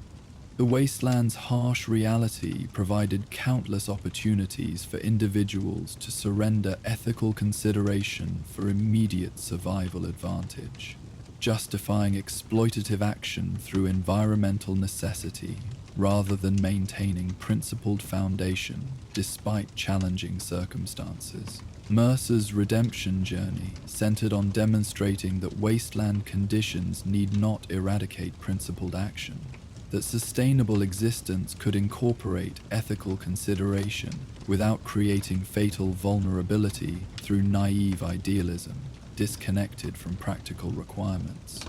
Through contributing genuine security improvement for vulnerable settlement, rather than merely continuing solitary wandering, Mercer would take meaningful step toward personal redemption beyond theoretical contemplation. The road ahead contained no certainty regarding ultimate destination or eventual resolution of past failure's consequences, yet practical contribution toward protecting vulnerable communities against organized predation represented tangible progress along that uncertain path. As Mercer settled into modest accommodation arranged through reasonable exchange with local proprietor, he considered how tomorrow's council meeting represented opportunity beyond immediate security contribution. The principled leadership seemingly emerging within Goodsprings offered potential template for sustainable wasteland governance, beyond both anarchic independence and imposed external control. Balanced approach that maintained community self-determination while implementing necessary organizational structure for effective response to environmental challenges. The redemption path stretching before him remained undefined in its ultimate destination, yet tomorrow offered concrete step beyond abstract contemplation, practical opportunity to implement principled action within challenging environment, where survival pressures often overcame ethical consideration. Through this tangible contribution, Mercer would continue journey toward reconciling Ranger ideals with wasteland realities, seeking personal redemption through demonstrating that principled service remained possible despite institutional limitations and past failures that had necessitated his departure from formal structures. While Mercer prepared to help Goodsprings with its security challenges, elsewhere in the Mojave, a lone NCR ranger stood vigilant on the outskirts of a small, vulnerable settlement. As twilight painted the desert in muted purples and deep shadows, the ranger scanned the horizon for signs of approaching raiders, determination etched on their weathered face. The settlement's inhabitants went about their evening routines, unaware of the difficult decision their protector would soon face, whether the price of their safety would be the ranger's own life. As Mercer's path to redemption unfolds in Goodsprings, our next tale beckons from a settlement under threat. Join us for The Lone Protector. The sun hung low over the Mojave horizon, casting long shadows across the weathered landscape as day gradually surrendered to evening's gentle approach. Golden light transformed the harsh wasteland into a tableau of amber and bronze, softening the jagged edges of rocky outcroppings and giving the scattered ruins of the old world an almost ethereal quality. In these brief moments between day and dusk, the desert adopted an almost peaceful demeanor, a temporary respite from the unforgiving reality that defined existence in the aftermath of nuclear devastation. Atop a modest ridge overlooking the settlement of Clearwater Springs, Ranger Eliza Calloway maintained patient vigilance as she had for the past 17 days. Her position offered commanding views of both the community below and the primary approach routes that potential threats would likely utilize. The distinctive Ranger duster settled around her crouched form, its weathered fabric bearing the subtle marks of countless patrols across NCR territories and beyond. Despite hours of stationary observation, her posture remained disciplined, the practiced stillness of someone who understood that movement often meant detection in environments where survival depended on seeing without being seen. The anti-material rifle positioned before her represented the pinnacle of Ranger long-range capability, its substantial weight supported by a carefully arranged bipod, its scope offering magnification that transformed distant figures into clearly identifiable targets when necessary. Unlike the more common service rifles carried by standard NCR troopers, this weapon had been reserved for rangers qualified in precision engagement at exceptional distances. Calloway's proficiency had earned her this specialized equipment, though she viewed it as responsibility rather than privilege, another tool that expanded her protective capability rather than status symbols separating her from those she served. The settlement below presented the familiar characteristics of struggling wasteland communities throughout the region.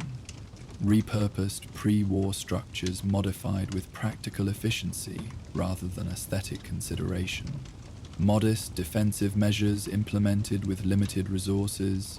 Small agricultural efforts visible as geometric patterns contrasting with the natural landscape.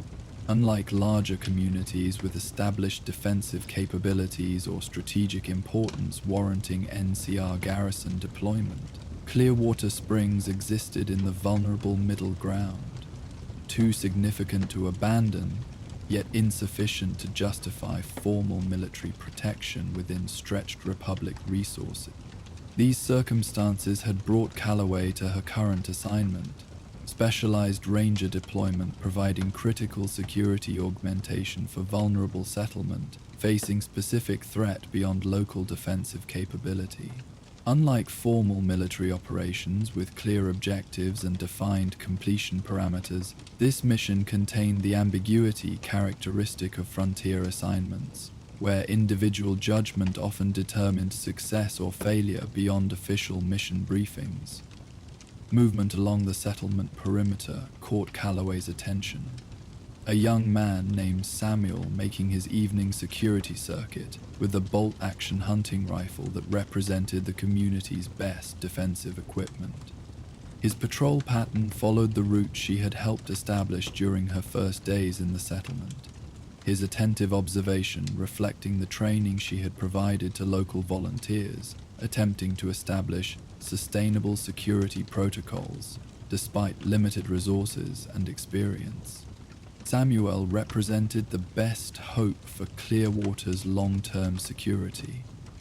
Intelligent, dedicated to community welfare rather than personal advantage, willing to learn effective techniques rather than maintaining wasteland bravado that often created vulnerability through overconfidence. During her weeks in the settlement, Calloway had focused particular attention on his development, recognizing that sustainable security required local capability beyond temporary external assistance, regardless of her own mission outcome. As twilight deepened across the landscape, Calloway made final twilight observations before descending toward the settlement for evening rotation. The established pattern of divided responsibility had proven effective during her deployment. Daytime security managed primarily by local volunteers under her guidance. Evening transitions jointly managed to ensure comprehensive coverage. Night watches maintained by her specialized capabilities, while locals recovered for next-day responsibility. This arrangement balanced immediate protection with progressive skill development among settlement defenders, creating foundation for sustainable security beyond her inevitable departure.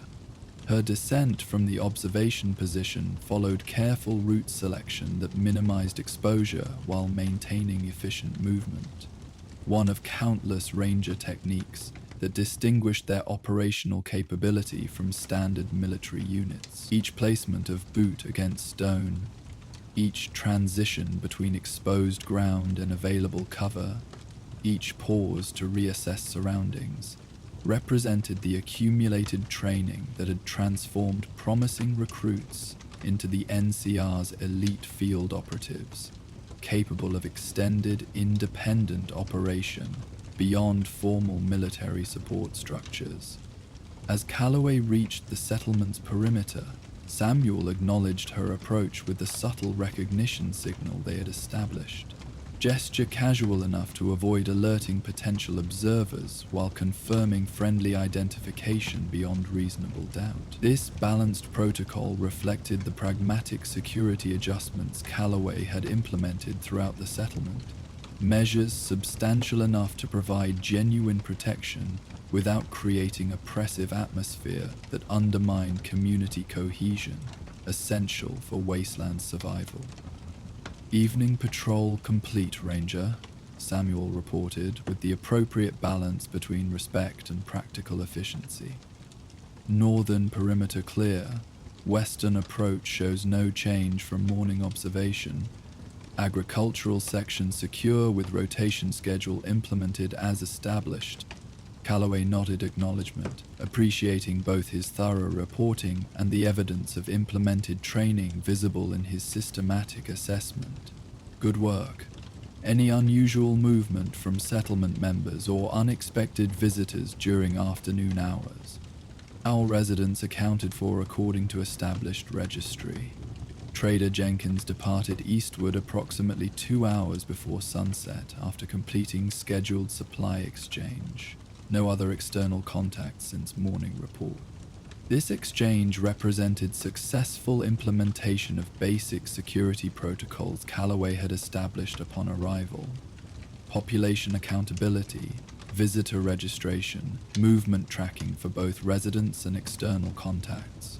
Such fundamental measures created essential awareness foundation upon which more sophisticated security operations could be constructed, particularly important for small communities with limited personnel resources for defensive operations. Together they walked the settlement perimeter, Calloway using this transition period for both security verification and continued training opportunity. Her observations, combined with Samuel's reporting, created comprehensive situation assessment, security measures properly implemented according to established protocols, resident activities following expected patterns without concerning deviations, environmental conditions presenting no immediate challenges beyond standard wasteland considerations. As they completed the perimeter circuit, the settlement's evening routine unfolded around them. Families gathering for shared meals that conserved limited resources while strengthening community bonds. Essential maintenance completed on infrastructure that sustained collective survival. Modest social interactions providing necessary psychological support within challenging environment. Unlike the more desperate conditions characteristic of failing wasteland communities, or the rigid control structures implemented in some survival-focused enclaves, Clearwater Springs maintained a balanced approach to existence, addressing security requirements without surrendering humanity that distinguish civilization from mere survival. "We've been implementing those observation rotation schedules you suggested," Samuel noted as they approached the settlement's modest community center, a repurposed pre-war administrative building now serving as gathering location and coordination hub. 4-hour shifts seem more effective than our previous approach. People remain alert throughout their assignments, rather than losing focus during longer rotations. Calloway nodded approval, recognizing successful implementation of another security fundamental, sustainable watch schedules that balanced comprehensive coverage with human endurance limitations. Good adjustment. Effective security requires consistency over duration, not heroic effort that can't be maintained. Better alert observation for shorter periods than exhausted personnel missing critical details during extended watches. This practical guidance reflected Ranger field wisdom developed through decades of wasteland operations, balancing ideal security protocols with realistic human capabilities, adapting formal training to frontier circumstances where textbook solutions often proved impractical given limited resources and personnel. Unlike officers who maintained rigid adherence to official procedures regardless of operational reality, Rangers developed reputation for effective adaptation while maintaining essential principles, rather than surrendering standards entirely to challenging circumstances. Inside the community center, settlement leader Catherine Mason greeted their arrival with the practical acknowledgement characteristic of effective frontier governance. Respectful recognition without excessive deference or antagonistic resistance that sometimes characterized settlement NC. Her leadership style had impressed Calloway during the deployment, demonstrating balanced focus on immediate survival requirements while maintaining longer-term development perspective, essential for sustainable community establishment beyond reactive crisis management. "Evening briefing ready when you are, Ranger," Mason indicated, gesturing toward the side room that had been designated for security coordination during Calloway's deployment. "Updated water purification schedules implemented according to your recommendations. Defensive position reinforcement continuing on northwest corner with materials salvaged from abandoned structures south of our perimeter." This efficient information exchange represented effective working relationship established between Ranger deployment and settlement leadership. Mutual respect, based on demonstrated competence rather than imposed authority or reluctant compliance. Mason had recognized Calloway's security expertise while Calloway acknowledged Mason's essential leadership role within community structure, creating cooperative implementation rather than parallel authority competition that often undermined effective security establishment in frontier settlements. The evening briefing followed established protocol, comprehensive review of current security status, scheduled adjustment implementation, intelligence sharing regarding potential regional developments relevant to settlement safety. This systematic approach created both immediate operational awareness and progressive documentation that would support security maintenance following eventual Ranger departure, building sustainable foundation rather than temporary protection dependent on external presence. The perimeter observations suggest continued raider movement approximately 5 kilometers northwest of our position. Calloway noted during intelligence assessment, referencing observation data collected during morning reconnaissance patrol. Movement patterns remain consistent with established camp rather than mobile force conducting wider range operations. No direct approach vector towards settlement detected during 72-hour monitoring period. Mason processed this information with appropriate consideration, neither dismissing potential threat nor allowing excessive fear to undermine community function through panic response. Consistent with Jenkins' report from eastern settlements, apparently the Black Ridge Raiders have been establishing fixed positions throughout the region rather than maintaining their previous nomadic movement patterns. Suggests leadership change or strategic adjustment rather than typical wasteland opportunism. This information alignment represented valuable intelligence development, correlation between direct observation and independent reporting, creating more comprehensive assessment than either source alone might provide. Such enhanced understanding proved particularly valuable regarding raider evolution beyond chaotic predation toward more organized operations, a concerning development pattern visible throughout regions where NCR security presence had reduced following strategic consolidation decisions. Organized raider operations present different challenge profile than opportunistic predators, Calloway acknowledged, maintaining professional assessment without creating unnecessary alarm through excessive emphasis. Fixed positions suggest resource accumulation and longer-term strategic planning rather than immediate consumption focus. Potential for coordinated operations rather than individual group actions if leadership has established broader organizational structure. The implications remained unspoken but understood by both ranger and settlement leader. Organized hostile forces presented greater potential threat than typical wasteland predators, particularly for small settlements with limited defensive resources.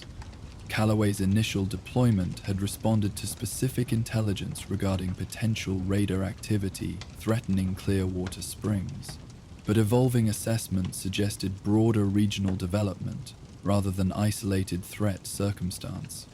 Their discussion continued with practical focus, despite concerning implications.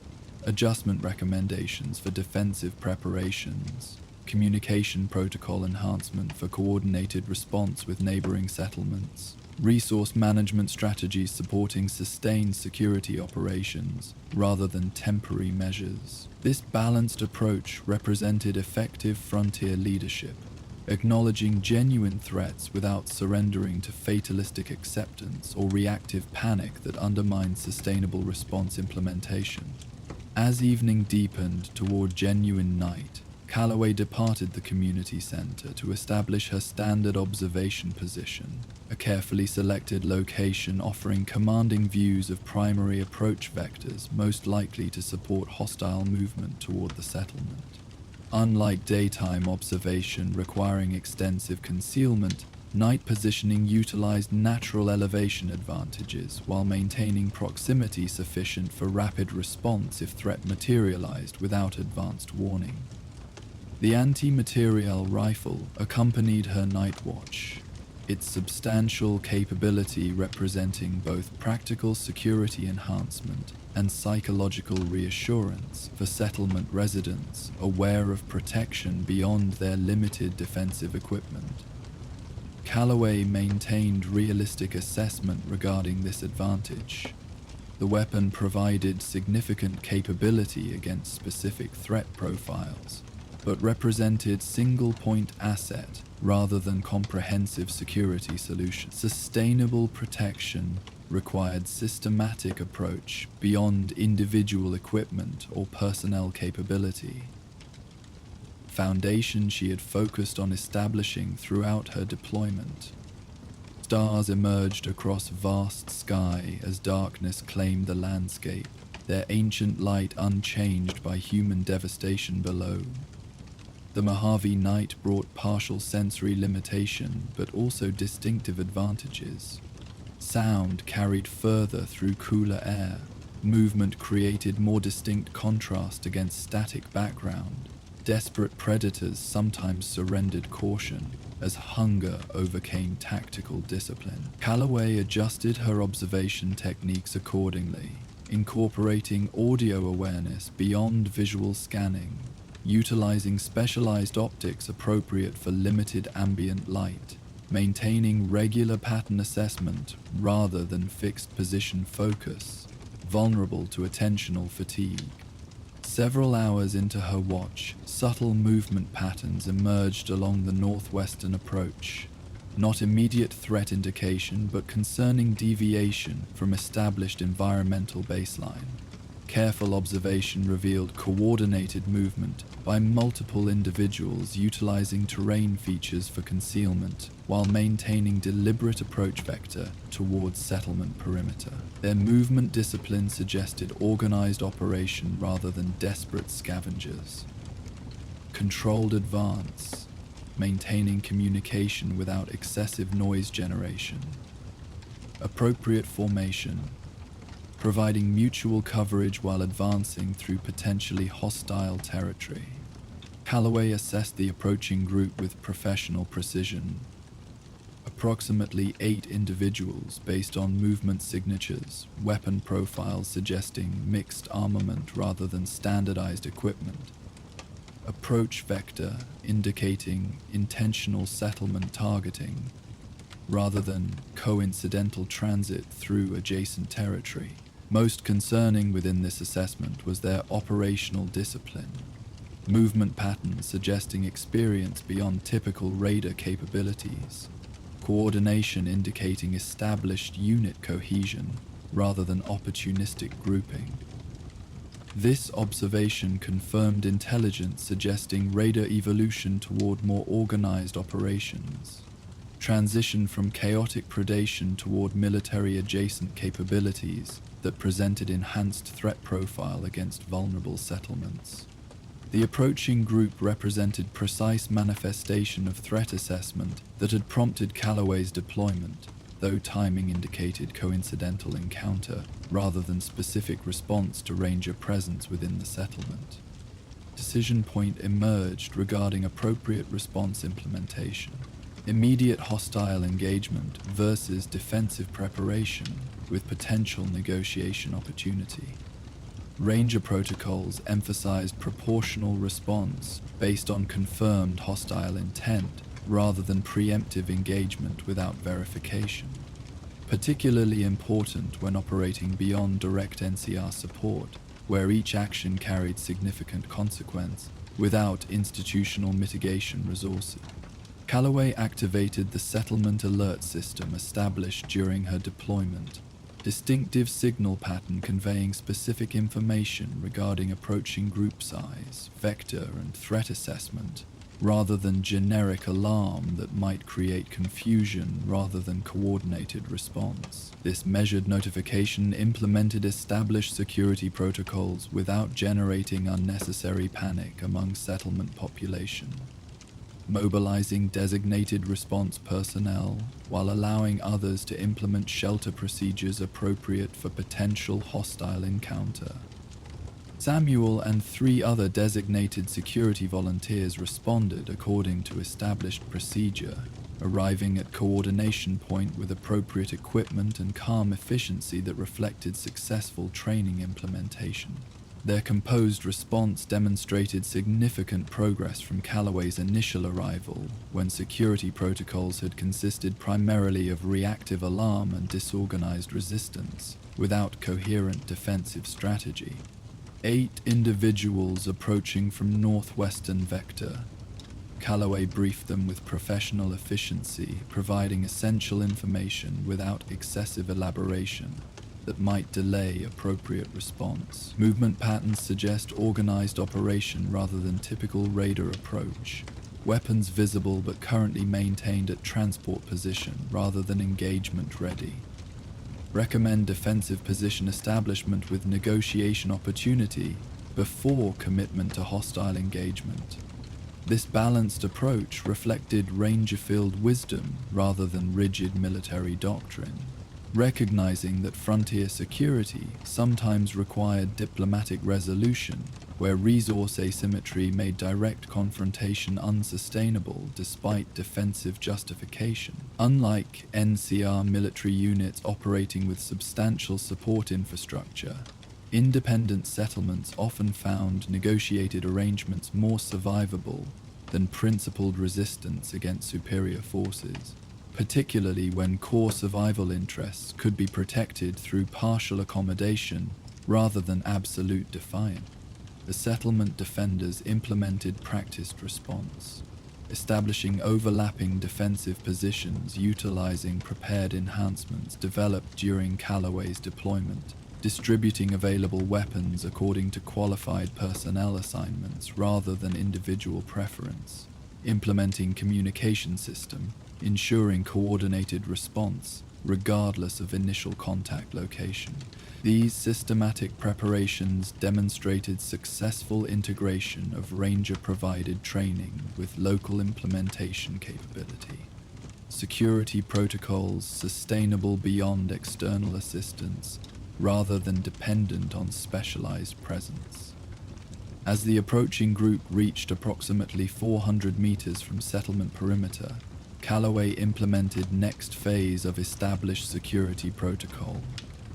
Clear communication, establishing boundaries, while providing negotiation opportunity before commitment to hostile engagement. Her position above the primary approach route provided both tactical advantage and psychological impact.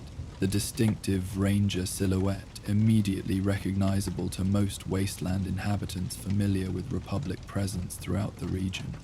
Approaching group, hold your position, her voice carried clearly through the night air, projected with the controlled authority characteristic of Ranger field operations. You are approaching a protected settlement. State your purpose or withdraw beyond established perimeter boundary. The approaching group halted immediately upon this challenge, reaction suggesting professional discipline rather than panicked response typical among opportunistic predators, surprised by unexpected resistance. After brief consultation among their apparent leadership, one figure stepped slightly forward while maintaining non-threatening posture appropriate for parley situation. Didn't expect NCR presence this far from established territory, the apparent spokesperson called back, voice calibrated for clear communication without excessive volume that might indicate aggressive intent. We're looking for specific individual, settlement resident named Marcus Finley. Republic business rather than raider operation, though I understand the reasonable caution given regional conditions. This unexpected development required careful assessment beyond standard threat response. The approaching group's apparent knowledge regarding specific settlement residents suggested intelligence gathering beyond random target selection, while their immediate identification of Ranger presence indicated familiarity with NCR operational signatures, despite operating beyond established Republic territory. Most concerning was their claim regarding Republic business, despite operating without standard NCI identification protocols that would normally accompany official operations. Identify yourself and your authority for approaching armed during night hours, Callaway responded, maintaining professional tone while neither acknowledging nor denying the presence of their specified individual within settlement population. Official NCR operations utilize standard identification protocols and coordinate with local authorities prior to approaching settlements under Ranger protection. The group's spokesperson paused briefly before responding. Suggestion: internal reconsideration regarding appropriate disclosure level given unexpected resistance encountered. Captain Miles Reeves, NCR Intelligence Division, operating under special directive from Colonel James Robertson. Our assignment involves apprehension of former Republic citizen wanted for questioning regarding classified technology transfer. Our authorization documentation is available for verification if appropriate security measures are established for transfer. This claim represented significant complication beyond standard frontier security scenario. NCR intelligence operations occasionally functioned outside normal military protocols, particularly when involving sensitive matters beyond public acknowledgement. Yet standard procedure still required coordination with Ranger deployments within operational areas, rather than unanticipated contact during field operations. The absence of such coordination suggested either compartmentalized operation with extraordinary security classification or potentially false representation, utilizing Republic credentials without actual authorization. Remain at current position with weapons secured, Calloway directed. Decision reflecting balanced caution rather than either immediate acceptance or outright rejection of their identification claims. I'll establish secure communication with Regional Command for verification before authorizing approach to civilian settlement during restricted hours. This response implemented appropriate protocol for uncertain authentication scenarios, neither granting immediate access that might compromise settlement security, nor displaying hostile rejection that might escalate situation unnecessarily if their credentials proved legitimate. Standard Ranger field training emphasized such balanced response when operating beyond direct command support, where individual judgment necessarily replaced immediate verification capability. Samuel approached from his defensive position, maintaining appropriate security discipline while seeking clarification regarding unexpected development. "Do we know this Marcus Finley they're asking about?" he inquired quietly, question reflecting legitimate security concern rather than inappropriate curiosity regarding Ranger operations. "Elderly resident who arrived approximately 6 months ago according to settlement records," Calloway confirmed, sharing relevant information while maintaining observation of the halted group. "Keeps to himself mostly, contributes technical knowledge regarding water purification systems and electrical repairs. No indication of Republic background in documentation provided during standard settlement registration. This information alignment created concerning pattern, specialized technical knowledge, potentially connecting with classified technology transfer mentioned in apprehension justification, timing alignment between regional technological developments and specified individuals' arrival, behavior pattern common among those attempting to establish new identity, beyond previous organizational connections." The correlation suggested potential validity behind the approaching group's claims, despite procedural irregularities regarding their operational approach. "Establish secure communication with Captain Mason," Calloway directed Samuel, decision reflecting appropriate balance between operational necessity and settlement governance respect. "Request her presence for consultation regarding unexpected development. Maintain defensive positions according to established protocol until situation clarification achieved." While awaiting settlement leadership arrival, Calloway implemented secure communication protocol with NCR Regional Command, utilizing Ranger emergency frequency designed for field verification during compromised operations, rather than standard communication channels vulnerable to interception. This specialized capability represented Ranger operational advantage beyond standard military units, allowing verification requests despite operating beyond established communication infrastructure normally required for command consultation. Sierra Outpost, Ranger Calloway requesting immediate authentication for Field Operation Designation Foxtrot 79er, allegedly authorized by Colonel Robertson, Intelligence Division. 8-person team under Captain Reeves claiming authorized apprehension operation within my current deployment zone. No prior coordination received regarding overlapping mission parameters. Verification required before allowing armed approach to civilian settlement under Ranger protection. This formal verification request contains specific authentication elements that would immediately signal legitimate Ranger communication to command personnel, while appearing as standard operational language to potential eavesdroppers. The specified operation designation was Ranger Verification Code rather than actual mission reference, allowing command to recognize authentication request without revealing security consultation to unauthorized monitors.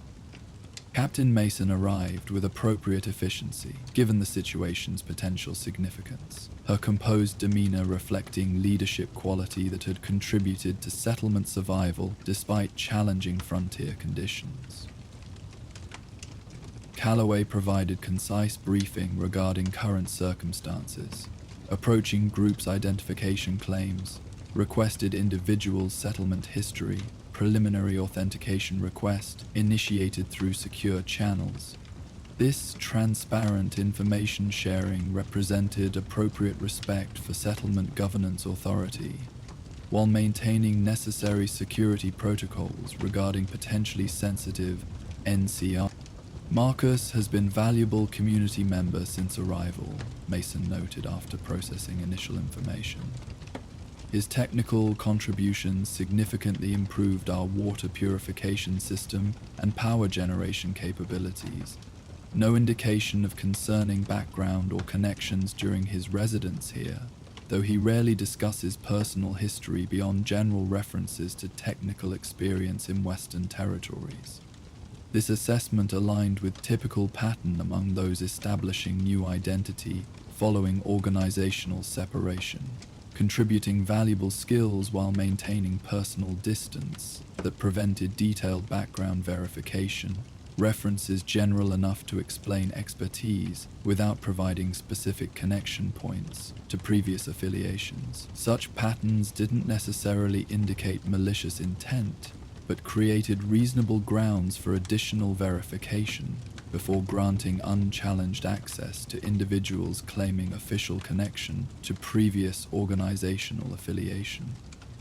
The secure communication system activated with incoming transmission, providing command response to Calloway's verification request. Ranger Calloway, Sierra Outpost confirming negative authentication for specified operation designation. No authorized Intelligence Division operations currently registered within your deployment zone.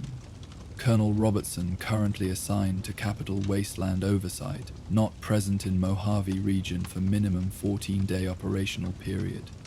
Implement standard protocol for unauthorized impersonation of Republic personnel.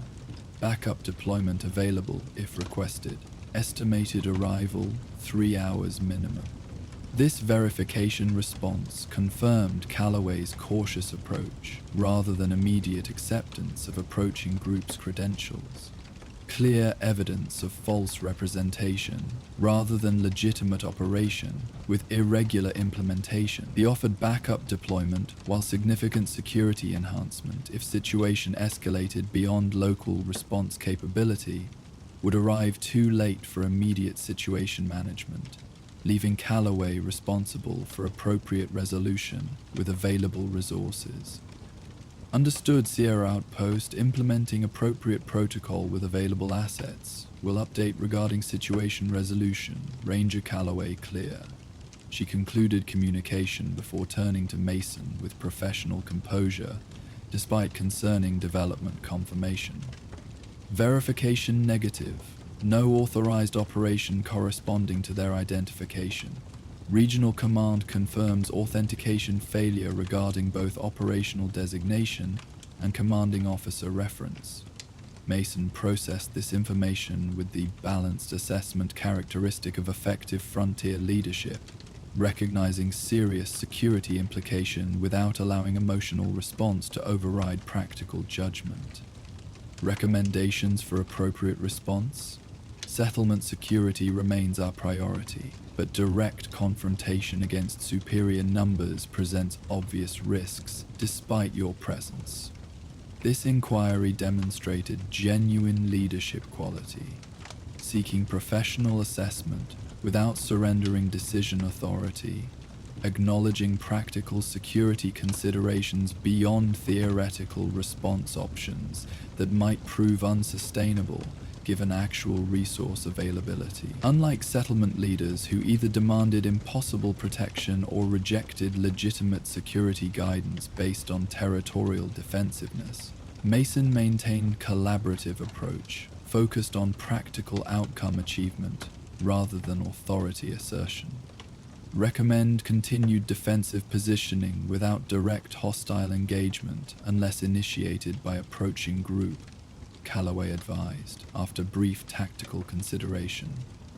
Their halt, upon initial challenge, suggests disciplined operation rather than desperate aggression. Potential for negotiated withdrawal without escalation if confronted with authentication failure, rather than immediate hostile response. This assessment reflected range-of-field wisdom beyond formal military doctrine, recognition that frontier security sometimes required nuanced approach rather than binary engagement or surrender options, particularly when protecting civilian populations with limited defensive resources against potentially superior opposing force. The settlement's enhanced defensive preparations during Calloway's deployment created negotiation leverage that might prove sufficient for resolution without direct conflict, if properly utilized within diplomatic approach. "I'll handle communication," Calloway continued, decision reflecting appropriate responsibility assumption, a specialized security asset rather than placing settlement leadership in potentially dangerous negotiation position. Defensive positions maintain current configuration with authorization for proportional response only if direct hostile action initiated against settlement personnel or infrastructure. Priority remains civilian protection rather than opposing force engagement, if situation allows measured withdrawal. With response strategy established, Calloway returned attention to the waiting group, whose continued disciplined halt suggested potential for non-violent resolution, despite their unauthorized approach and false identification claims. Their behavior pattern indicated professional operation rather than desperate predation, distinction that created negotiation opportunity, despite concerning implications regarding their specific interest in settlement. Resident with apparent technical expertise, valuable enough to warrant elaborate acquisition attempt. "Your authentication has failed verification with regional command," Calloway announced with clear projection, ensuring unambiguous communication across the separation distance. "Colonel Robertson is confirmed absent from Mojave Operational Theater, and no authorized intelligence division operations are registered within this deployment zone. Withdraw beyond settlement perimeter immediately or face appropriate response for unauthorized impersonation of Republic personnel." The approaching group's reaction to this challenge revealed professional assessment rather than emotional response. Brief consultation among apparent leadership, followed by measured repositioning that maintained unit cohesion while adjusting to altered circumstance. Their body language suggested tactical reconsideration rather than immediate aggression, evaluating response options against revealed opposition capability rather than committing to predetermined approach, regardless of resistance encountered. "Seems we've encountered unexpected complication," their spokesperson called back after brief consultation. "Perhaps arrangement could be reached regarding our specific interest without unnecessary escalation. Technical specialist with private employer seeking consultation with individual possessing specific expertise. Republic credentials perhaps overstated for access facilitation rather than genuine operational authority. This adjusted approach represented classic negotiation technique when initial deception fails. Partial truth acknowledgement while maintaining operational objective through alternative justification. Their quick adaptation suggested professional training rather than opportunistic desperation, concerning indication regarding potential resources behind their specific interest in settlement, resident with specialized technical knowledge. Your approach protocols violated multiple security boundaries regardless of employment affiliation, Calloway responded, maintaining firm position while allowing potential withdrawal without hostile engagement. Armed approach during restricted hours without prior coordination represents sufficient security violation to justify defensive response regardless of specific objective. Final opportunity for withdrawal beyond settlement perimeter without escalation. This clear boundary establishment represented effective security negotiation, defining non-negotiable violation requiring response, while providing feasible withdrawal option that allowed opposed group to maintain sufficient dignity for non-violent disengagement, rather than forcing confrontation through humiliation requiring violent response, to maintain operational credibility among personnel. The spokesperson conferred briefly with their apparent leadership before responding with evident reluctance balanced by pragmatic assessment. Withdrawing to demonstrate cooperative intent. Request formal contact opportunity through appropriate protocols at authorized hours. To discuss legitimate technical consultation opportunity beneficial to all parties. This response represented optimal immediate outcome given available resources and tactical situation. Withdrawal without requiring direct confrontation that might exceed settlement defensive capability despite Ranger presence, while maintaining potential for monitored engagement under controlled circumstances if legitimate consultation opportunity actually existed. Withdrawal acknowledged, Calloway confirmed with professional clarity. Contact protocols will be established through settlement leadership if consultation determination achieved, following appropriate verification procedures. Maintain minimum 1 kilometer separation from settlement perimeter during withdrawal to prevent defensive response interpretation. The approaching group implemented disciplined withdrawal, maintaining unit cohesion while establishing clear separation movement that respected defined boundary requirements. Their coordinated movement further confirmed professional training beyond typical wasteland predator capability, concerning indication regarding potential resources behind their interest in technical expertise, possessed by settlement resident living beyond previous organizational connections. As the group disappeared into darkness beyond effective observation range, Calloway maintained vigilant monitoring while settlement defenders continued defensive positioning according to established protocol. The immediate security threat had resolved through successful negotiation rather than direct confrontation. Yet underlying concerns remained regarding both withdrawn groups' specific interest and settlement residents' undisclosed background, potentially connecting to classified technology transfer, mentioned during initial approach justification. Situation contained for immediate security requirements, Calloway noted to Mason as they observed the completed withdrawal from defensive position. Recommend maintaining enhanced security protocols through morning transition and establishing consultation with specified resident regarding potential background relevant to unauthorized approach before considering any formal contact authorization. This balanced recommendation acknowledged both immediate security resolution and continuing investigation requirement regarding underlying circumstance that had precipitated unauthorized approach. Unlike military units focused exclusively on immediate threat neutralization without addressing causal factors, Ranger protocols emphasized comprehensive situation resolution, addressing root causes beyond symptomatic manifestations when operational circumstances allowed appropriate investigation. Agreed, Mason confirmed with leadership decisiveness that acknowledged complex situation beyond binary resolution.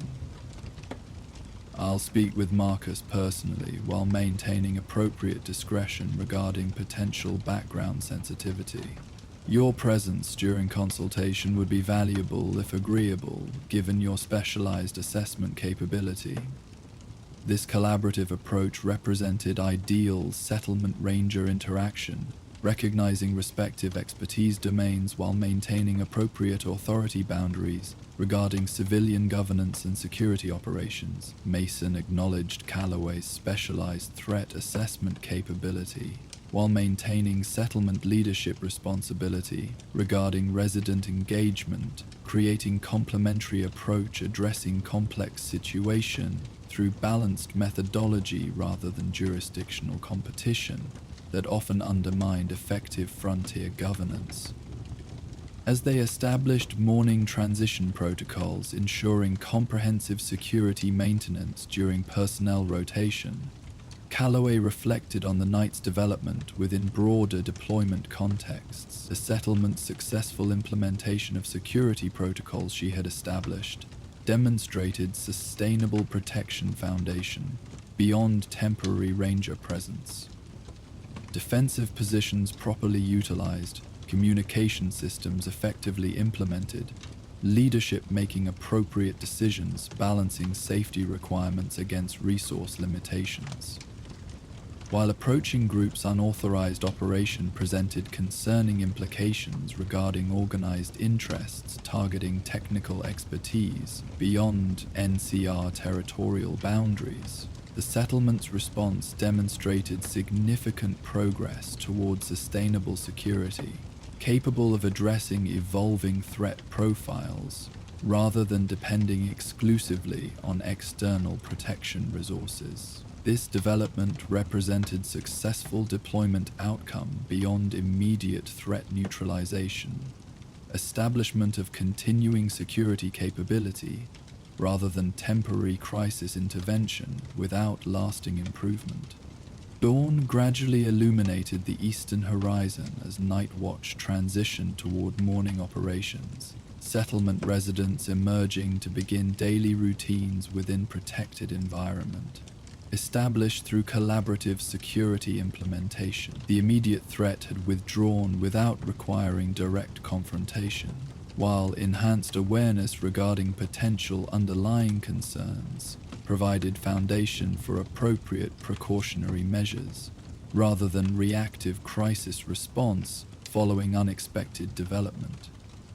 Though questions remained regarding both withdrawn groups' specific interest and residents' undisclosed background, potentially connecting to sensitive technology transfer, the settlement had demonstrated capability to address immediate security challenges while establishing appropriate investigation procedures regarding underlying circumstances. This balanced approach represented the sustainable frontier governance that rangers sought to establish throughout territories beyond direct Republic administrative control.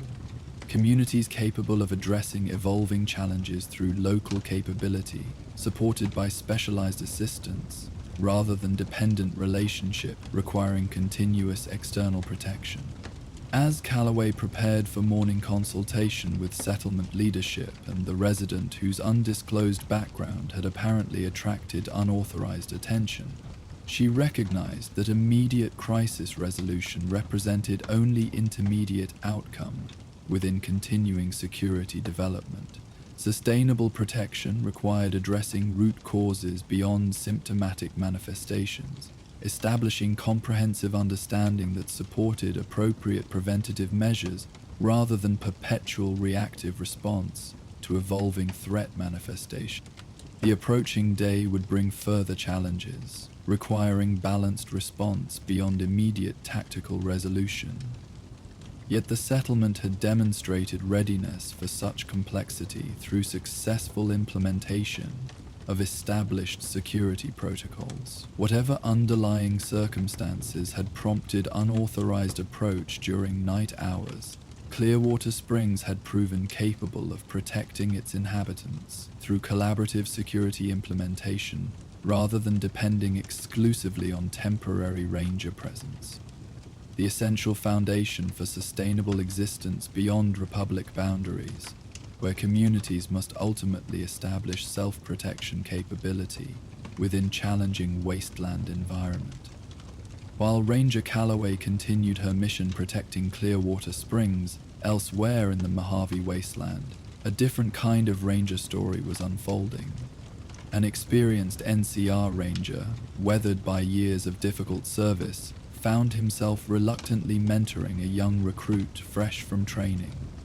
As they patrolled the dusty trails between outposts, the veteran's gruff exterior concealed deep wounds from past failures that the recruit's earnest questions threatened to expose. Their journey would test not only the recruit's developing skills, but the veteran's ability to confront the ghosts that had haunted him for years. As dawn breaks over Clearwater Springs, our next tale beckons from the training grounds of the Rangers. Join us for A Ranger's Duty. Morning light spilled across the Mojave in gentle increments, transforming the harsh wasteland with subtle warmth that belied its unforgiving nature. The rising sun painted distant mountains in soft amber hues, casting long shadows that gradually shortened as dawn matured into day. Desert air, still carrying the night's coolness, would soon surrender to the relentless heat that defined daylight hours across the nuclear-scarred landscape. Along a weathered trail connecting isolated NCR outposts, two figures moved with measured purpose. Their distinctive attire marked them unmistakably as rangers, though the contrast between them was immediately apparent despite their shared uniform. The lead figure, Ranger Daniel Blackwood, carried himself with the weathered confidence of a veteran who had survived countless patrols through hostile territory. His modified armor bore the subtle marks of field repairs and practical adaptations, each representing lessons learned through experience rather than training manuals. The Ranger Sequoia, holstered at his side, had clearly seen extensive use, its worn grip suggesting countless moments when quick draw had meant survival. Several paces behind, recruit Sarah Chen maintained position with the careful attention of someone navigating unfamiliar territory, both literally across the Mojave terrain and figuratively within the prestigious Ranger Division to which she had so recently been assigned. Her equipment, while functionally identical to her mentor's, lacked the personalized modifications and weathered character that distinguished veteran gear from standard issue. The pristine condition of her Ranger duster marked her as clearly as any formal identification could have. A newly qualified Ranger on her first field assignment beyond training parameters. Blackwood paused atop a modest rise, his experienced gaze scanning the terrain ahead with methodical precision. Without turning, he addressed his companion as she reached his position. 3 things you notice about the landscape ahead: potential threats, resources, tactical considerations. This pattern had established itself over their 3 days together. Direct questions requiring immediate assessment rather than lengthy explanation. Practical application demanding observation skills beyond theoretical knowledge.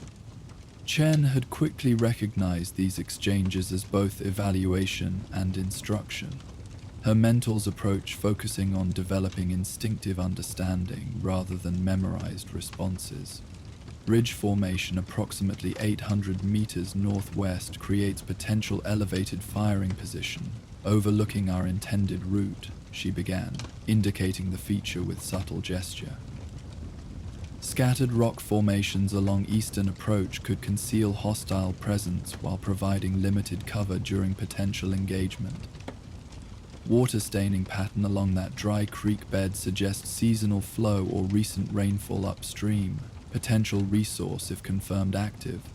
Blackwood nodded once, the minimal acknowledgement that Chen had come to recognize as approval within his economical communication style. Assessment? Recommends slight course adjustment eastward to maintain terrain feature between our position and potential observation from ridge, utilizing scattered rock formations for intermittent concealment while checking water source during transit. This suggestion represented application beyond mere observation, tactical thinking that incorporated both security considerations and resource awareness, essential for extended wasteland operations. Blackwood responded with another minimal nod before adjusting their course exactly as she had suggested, the tacit implementation offering more meaningful approval than verbal confirmation could have provided. Their progress continued with the measured pace characteristic of Ranger field operations, steady movement that covered distance efficiently while maintaining environmental awareness and preventing exhaustion that might compromise performance if threat materialized. Unlike standard NCR patrols with their structured formation and regulated timing, Ranger operations emphasized sustainable advancement, adapted to specific terrain and mission parameters rather than predetermined standards. "You requested Ranger assignment specifically," Blackwood noted after extended silence, his tone maintaining conversational neutrality that neither encouraged nor discouraged elaboration. 3 consecutive applications according to service record. This unexpected reference to her personnel file caught Chun momentarily off guard, though she maintained external composure while formulating response. "The Rangers represent the most effective implementation of NCR protection capability beyond formal territorial boundaries," she replied, balancing personal motivation with professional assessment. "Operational flexibility allowing meaningful contribution where standard military structure proves ineffective given frontier circumstances." Blackwood's expression revealed neither acceptance nor rejection of this carefully crafted response, his weathered features maintaining the neutral assessment that had characterized their interaction since assignment pairing. "Standard recruitment language," he observed without specific criticism. "Accurate but incomplete. Personal motivation matters when standard support structures become unavailable during extended independent operation." This observation cut closer to reality than Chen had anticipated, suggesting her mentor possessed either remarkable perceptiveness or specific information beyond standard personnel documentation. Either possibility warranted reconsideration regarding appropriate disclosure level during their developing professional relationship. "My family operated settlement on territorial boundary before Legion expansion," she acknowledged after brief consideration. "Rangers provided warning and evacuation assistance when military response proved unavailable due to deployment priorities elsewhere. Effective intervention despite limited resources and independent operational status." Blackwood nodded with subtle shift in expression, suggesting genuine understanding rather than mere acknowledgement. "Rangers operate in spaces between formal structure and frontier necessity," he noted, his tone carrying experience beyond theoretical understanding. "Advisory capacity without enforcement authority when circumstances require immediate action, while organizational response follows procedural requirements. Complexity beyond training parameters." This assessment demonstrated sophisticated understanding regarding Rangers' actual field operations versus their official position within NCR military structure. Recognition of practical implementation beyond formal authorization that often characterized frontier operations, where immediate circumstances required action before official approval could navigate bureaucratic channels. Such realistic appreciation suggested Blackwood's experience extended beyond standard military progression into genuine understanding regarding wasteland protection challenges. Their conversation paused as they approached the dry creek bed Chen had identified earlier. Blackwood halted at appropriate distance, implementing standard inspection protocols before committing to potential resource investigation. "Assessment before approach," he directed. maintaining instructional format despite practical application context. Surface indication suggests recent water presence despite current dry condition, Chen analyzed. Professional focus returning to immediate environmental assessment. Vegetation density indicates regular hydration beyond typical wasteland patterns. Minimal wildlife tracks suggesting either recent human activity deterring approach or potential contamination making water unsuitable for animal consumption. Blackwood's subtle expression shift suggested approval of her observation's thoroughness, particularly regarding possible contamination that less experienced personnel might overlook when focusing solely on resource acquisition potential. Approach, recommendation, cautious investigation maintaining awareness of potential human presence indicated by wildlife absence. Limited exposure while determining water quality and contamination status before consumption consideration. With methodology established, they approached the creek bed with appropriate caution, utilizing available cover during approach, maintaining separation to prevent simultaneous exposure, implementing practiced movement techniques that minimized visibility while maximizing observation capability. These coordinated actions demonstrated the sophisticated field protocols that separated rangers from standard military units, specialized techniques developed through decades of wasteland operations, rather than conventional military doctrine designed for different operational contexts. Investigation confirmed Chan's assessment regarding recent water presence. Though current conditions showed limited active flow, restricted to small pools between exposed rocks, rather than continuous stream. More concerning within their discovery was subtle evidence suggesting deliberate contamination rather than natural radiation presence. Remnants of chemical containers positioned upstream, where narrow passage ensured contact with any water traversing the creek bed's course. Intentional, Blackwood confirmed, examining container fragments with careful attention to avoid direct contact with potentially harmful residue. Crude but effective method for rendering water source unusable without obvious visual indication from distance. Recent implementation based on container deterioration pattern.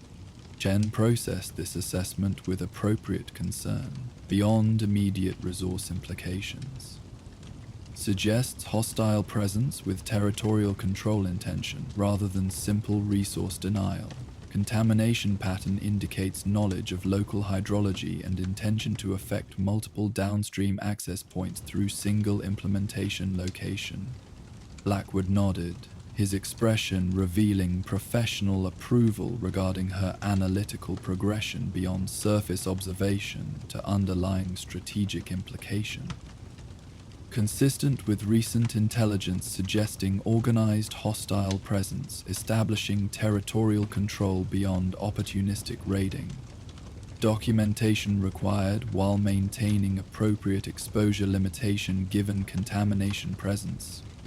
Following ranger field protocols, they recorded comprehensive documentation regarding the contamination site, precise location coordinates, container fragment analysis suggesting chemical composition, estimated implementation timeframe based on environmental exposure patterns, probable dispersion area affected by downstream water movement. This detailed assessment would provide valuable intelligence beyond their immediate patrol parameters, contributing to broader regional security analysis regarding emerging threat patterns. With documentation complete, they continued their patrol route with adjusted awareness following this concerning discovery. Intentional resource contamination represented significant escalation beyond typical wasteland predation, suggesting organized hostile presence, implementing strategic territory control rather than merely opportunistic survival activity. Such methodology indicated leadership with longer-term objectives, beyond immediate resource acquisition. A concerning development pattern increasingly reported throughout frontier territories, following NCR's strategic consolidation after Hoover Dam. The day's heat intensified as morning progressed toward midday, the Mojave's unforgiving climate asserting itself with characteristic relentlessness. Both rangers adjusted their movement patterns accordingly, utilizing available shade during necessary rest intervals, maintaining appropriate hydration discipline, implementing the measured pace that experienced wasteland travelers recognized as essential for sustained operation in extreme environmental conditions. Outposts should be visible within next hour if maintained at original coordinates, Blackwood noted as they navigated particularly challenging terrain. Recently established forward observation position rather than permanent installation. Minimal personnel with specialized monitoring equipment rather than standard garrison configuration. This information supplemented Chen's pre-deployment briefing, suggesting her mentor possessed more extensive knowledge regarding their destination than had been included in official mission parameters. Such discrepancy between formal documentation and field-level information represented common circumstance within Ranger operations, where compartmentalized intelligence often created information discrepancies between official briefings and actual operational awareness among experienced field personnel. Specific observation objectives, Chen inquired, balancing appropriate information gathering with respect for potential operational security limitations. Specialized equipment monitoring radiation patterns throughout western approach regions, Blackwood explained, his disclosure level suggesting reasonable transparency rather than unnecessary secrecy. Recent anomalies suggesting potential atmospheric transmission deviations requiring verification through direct observation rather than remote monitoring. Technical assessment beyond standard patrol capability, hence specialized installation establishment.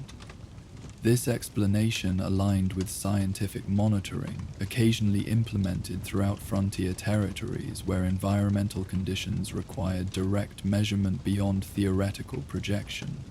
The NCR maintained several such specialized installations where particularly concerning developments warranted dedicated observation beyond standard patrol reporting, typically staffed by personnel with technical backgrounds supplementing military training rather than conventional combat units. As they continued toward their destination, Chen gradually recognized subtle shift in her mentor's demeanor, increasing tension visible through minimal behavioral indicators that less observant individuals might have overlooked entirely. His scanning pattern became more frequent, attention focusing particularly on distant ridge formations, offering potential observation positions overlooking their approach vector. These changes suggested personal knowledge beyond standard operational awareness, perhaps indicating previous experience within their current region that warranted enhanced vigilance beyond typical patrol protocols. "You've operated in this region before?" she observed. Statement rather than question based on confidence in her assessment. "Recently, based on familiar pattern recognition rather than map consultation during navigation." Blackwood glanced toward her with brief expression suggesting reassessment regarding her observational capabilities. 6 months ago, he confirmed after momentary consideration. Specialized reconnaissance following initial anomalous radiation readings, limited deployment parameters, minimal personnel contact beyond technical specialists at monitoring installation. This acknowledgement explained his enhanced regional familiarity, while raising questions regarding current assignment pairing. Standard Ranger protocols typically avoided returning personnel to specialized deployment locations without significant operational necessity, particularly when implementation involved training newer Rangers who might benefit from more standardized patrol environments. The deviation suggested specific intention beyond routine training assignment, though operational security considerations likely restricted explicit disclosure regarding underlying mission parameters. Their conversation paused as Blackwood halted with subtle hand signal indicating potential concern ahead. Chen followed his sightline toward distant movement, barely perceptible against the wasteland backdrop. Minimal disturbance suggesting deliberate concealment rather than typical wasteland fauna behavior patterns. Both rangers implemented immediate response protocols without requiring verbal coordination. Establishing covered observation position, utilizing specialized optics for enhanced assessment, maintaining communication through minimal signal system rather than potentially detected vocal exchange.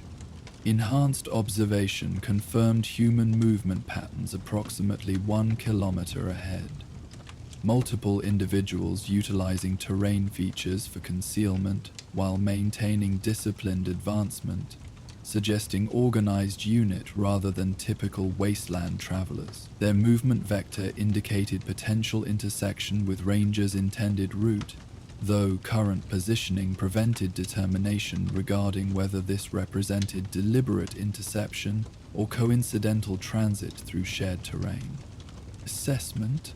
Blackwood inquired, maintaining their established instructional format despite genuine operational circumstance rather than training scenario. Minimum 4 individuals based on visible movement patterns. Likely additional personnel beyond current visibility range based on spacing configuration. Movement discipline suggests organized unit rather than typical wasteland grouping.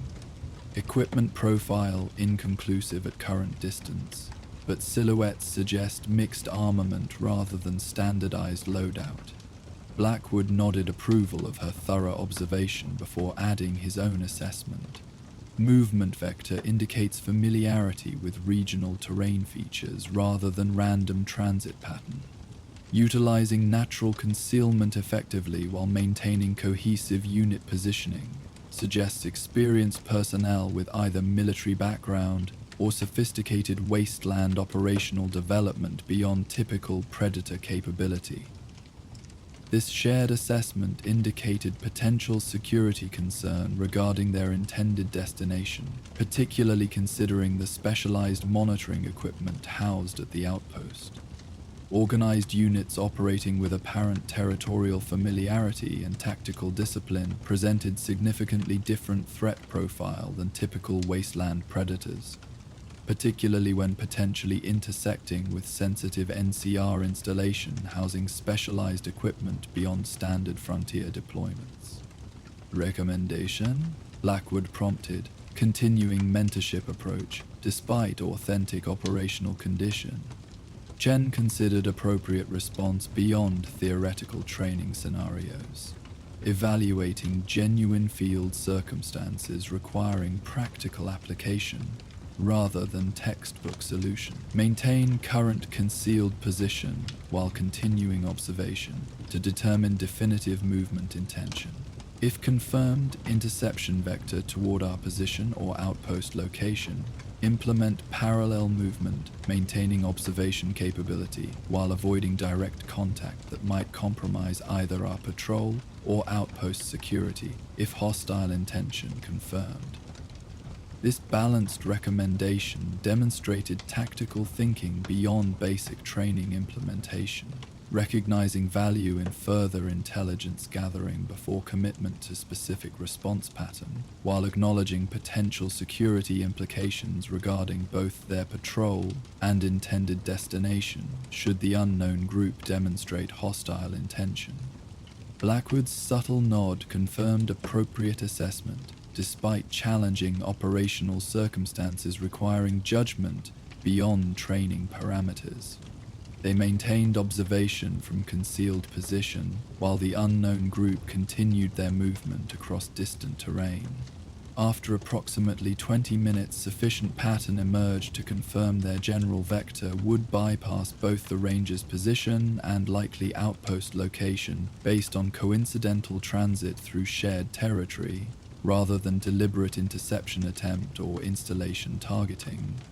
Continue mission with enhanced awareness, Blackwood decided, as the unknown group disappeared beyond effective observation range. Document encounter with full assessment for intelligence incorporation regarding organized presence within operational region. Maintain adjusted route, ensuring maximum concealment during approach to outpost location.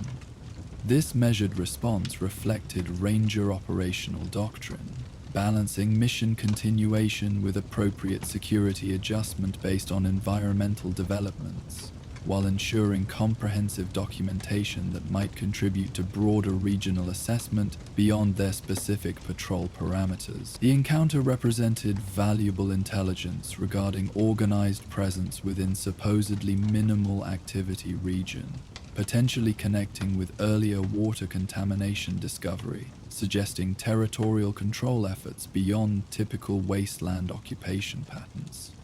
They resumed progress with adjusted route, implementing enhanced concealment protocols, utilizing terrain features more extensively despite less efficient travel vector.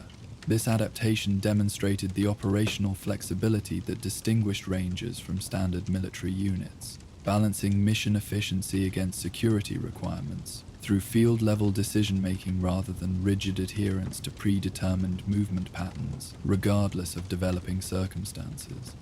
As afternoon progressed, the first visual indication of their destination appeared along the horizon. Modest installation established atop elevated position, providing commanding view across surrounding territory, while maintaining reasonable concealment from distant observation. Unlike standard NCR outposts with their distinctive design elements and visible Republic symbols, this specialized installation presented deliberately minimal profile. Functional structures without unnecessary visibility enhancement. Equipment positioned for operational effectiveness rather than intimidation. Outpost 7, Blackwood identified as they approached verification range. Specialized monitoring station established 4 months ago following initial anomalous readings. Minimal personnel presence. 2 technical specialists, 4 security staff rotated on 14-day deployment cycle. This specific information further confirmed his previous operational knowledge within the region, likely connecting directly with earlier reconnaissance mentioned during their conversation. The installation's deliberate low visibility profile suggested sensitivity beyond standard frontier outpost establishment, indicating either particularly valuable monitoring capability or specific concern regarding regional developments, warranting enhanced operational security beyond typical NCR deployment patterns. As they reached appropriate communication range, Blackwood initiated standard approach protocol, utilizing recognition signals establishing Ranger identification before direct verbal contact that might create security vulnerability through potential monitoring by hostile elements within audio reception range. The outpost responded with appropriate verification sequence, confirming authorized personnel awareness regarding their approach before disabling perimeter security measures that might otherwise engage unidentified individuals entering installation proximity. Rangers Blackwood and Chen reporting for scheduled assessment rotation, Blackwood announced once within secure communication range. Arriving from Echo Station via western approach route with intelligence updates regarding regional development. The security officer acknowledging their arrival displayed professional recognition upon seeing Blackwood, suggesting previous acquaintance beyond standard operational contact. Welcome back, Ranger. Dr. Jennings has been expecting your arrival particularly. Equipment readings have shown significant pattern development since your previous deployment. This greeting confirmed Chen's assessment regarding specific purpose beyond routine patrol assignment, indicating predetermined consultation regarding specialized monitoring results rather than standard security rotation. Blackwood acknowledged the welcome with professional courtesy, while maintaining appropriate operational formality despite apparent prior association with installation personnel. After completing standard arrival protocols, they were escorted to the installation's central monitoring station. a modest structure housing sophisticated technical equipment noticeably advanced beyond typical frontier outpost capability. Screens displayed complex measurement patterns across various monitoring categories, while specialized sensors extended beyond the building through carefully arranged external deployment, providing comprehensive environmental assessment throughout surrounding territory. Dr. Catherine Jennings greeted their arrival with the focused attention of a technical specialist, temporarily distracted from absorbing work rather than someone anticipating social interaction. Her equipment-focused demeanor suggested scientific background beyond military training, though the weathered quality of her field clothing indicated extensive frontier experience rather than isolated laboratory specialty without practical application understanding. Significant development patterns confirmed through continuous monitoring.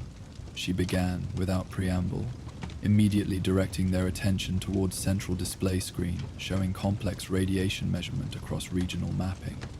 Atmospheric transmission anomalies showing 17% increase since initial detection, with particularly concerning concentration development along northwestern vector, approximately 22 kilometers from our position. Blackwood studied the display with evident familiarity regarding both equipment operation and measurement significance, suggesting technical knowledge beyond standard ranger qualification. Pattern consistency maintained despite environmental variation. No indication of natural phenomenon correlation rather than potential artificial source. Comprehensive elimination of natural variation factors completed during initial assessment phase, Jennings confirmed with professional efficiency. Meteorological correlation analysis, geological stability verification, background radiation patterns. All established baselines maintained stability, while anomalous readings demonstrated independent progression patterns consistent with artificial origin rather than environmental fluctuation.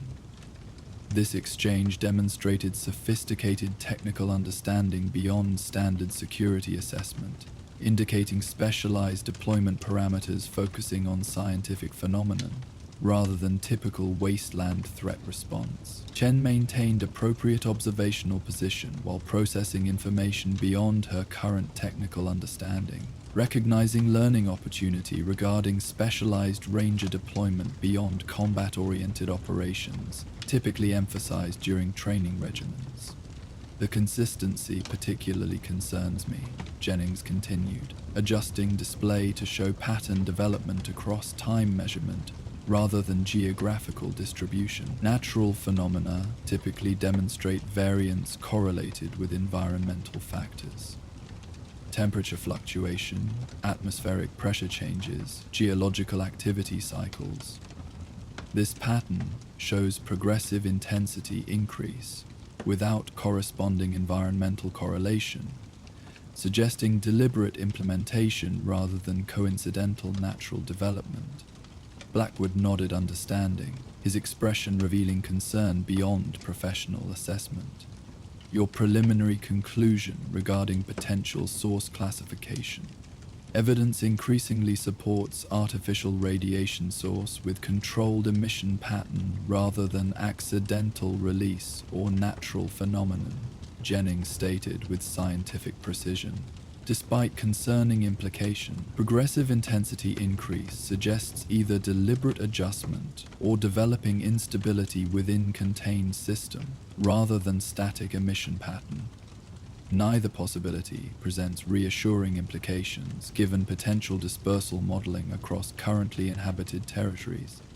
This assessment carried significant implications beyond local security considerations, potentially indicating technological implementation beyond wasteland survival development.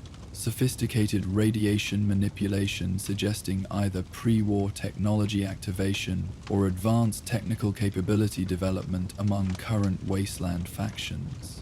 Either possibility represented concerning security development within region previously considered relatively stable beyond standard wasteland hazards.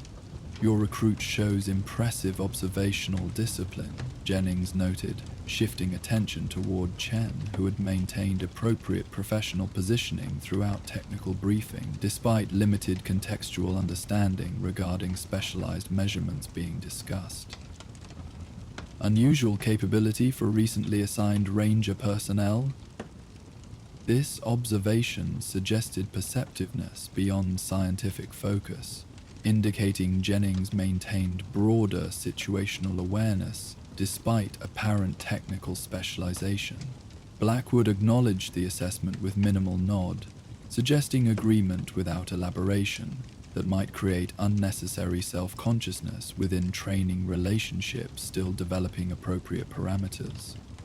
Recruit Chen will accompany me during preliminary investigation patrol toward identified concentration coordinates, he stated, transitioning conversation toward operational planning rather than personnel assessment.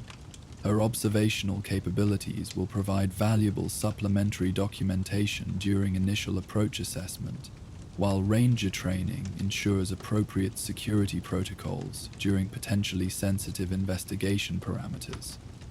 This statement provided Chen first clear confirmation regarding their mission's actual parameters.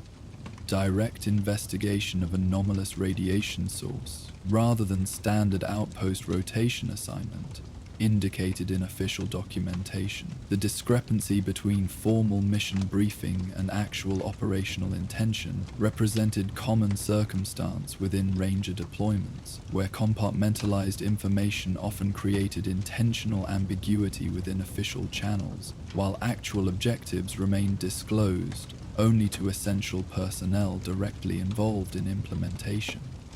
I've prepared comprehensive briefing materials regarding measurement patterns and potential source characteristics based on current data analysis, Jennings indicated, retrieving specialized data module from nearby equipment station. Correlation mapping between radiation dispersion and geographical features suggesting potential concealment locations given progression vectors and intensity distribution. Blackwood accepted the information package with professional appreciation, securing it within specialized equipment pouch designed for sensitive material transport during field operations. We'll establish preliminary investigation parameters with security team before departing at first light tomorrow.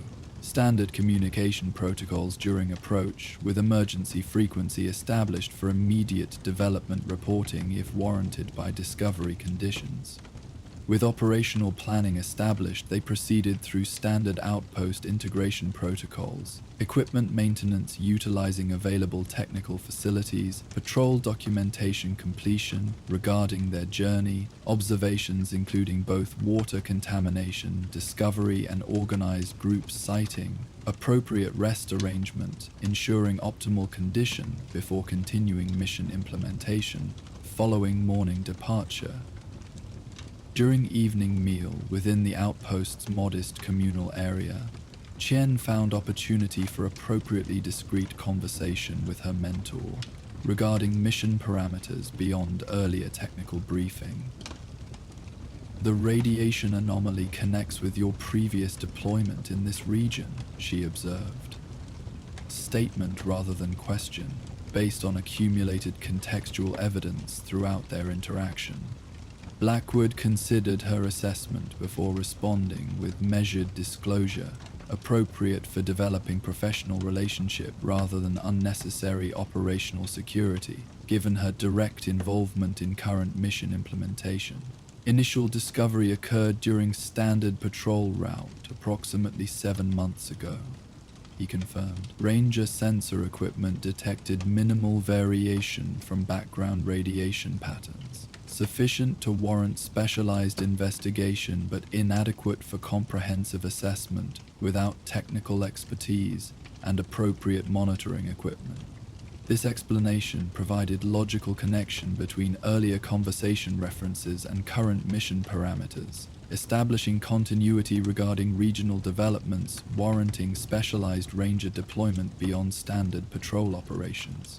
The progressive nature of radiation anomaly development suggested ongoing situation rather than static phenomenon. explaining dedicated outpost establishment for continuous monitoring beyond initial investigation capabilities. Dr. Jennings was assigned following preliminary assessment confirmation, Blackwood continued, providing context regarding personnel relationships evident during their arrival interaction. Specialized scientific background beyond standard technical training available within typical NCR deployment. Previous experience with radiation pattern analysis during capital Wasteland assessment operations before transfer to Mojave Division. This information completed contextual framework regarding their current assignment.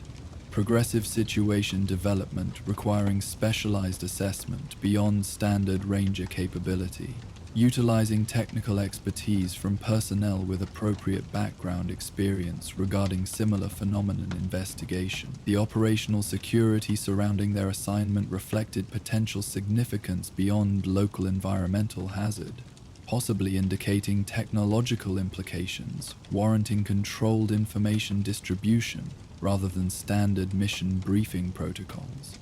Tomorrow's approach will require balanced implementation between security protocols and investigative requirements, Blackwood noted, transitioning toward practical consideration regarding immediate operational planning. Maintaining appropriate protective measures regarding potential radiation exposure while gathering sufficient assessment data for comprehensive analysis beyond preliminary remote monitoring capabilities. Chen nodded understanding, recognizing both practical guidance regarding mission implementation and implicit acknowledgement regarding her inclusion within genuine operational parameters, rather than merely training exercise utilizing convenient assignment opportunity. This progressive disclosure demonstrated developing professional trust beyond initial mentorship formality, suggesting Blackwood's assessment regarding her capabilities had evolved positively throughout their limited interaction period. Standard observation protocols will be supplemented with specialized documentation requirements during approach phase, Blackwood continued, providing specific operational guidance rather than general assessment regarding potential implementation. Radiation measurement equipment requires specific handling protocols while maintaining standard security awareness throughout potentially sensitive investigation area. This practical instruction represented appropriate preparation for their upcoming mission implementation, balancing technical requirements with standard ranger operational parameters that would both be essential during specialized investigation parameters. The combined requirements highlighted ranger operational diversity beyond combat-focused assignments typically emphasized during recruitment messaging.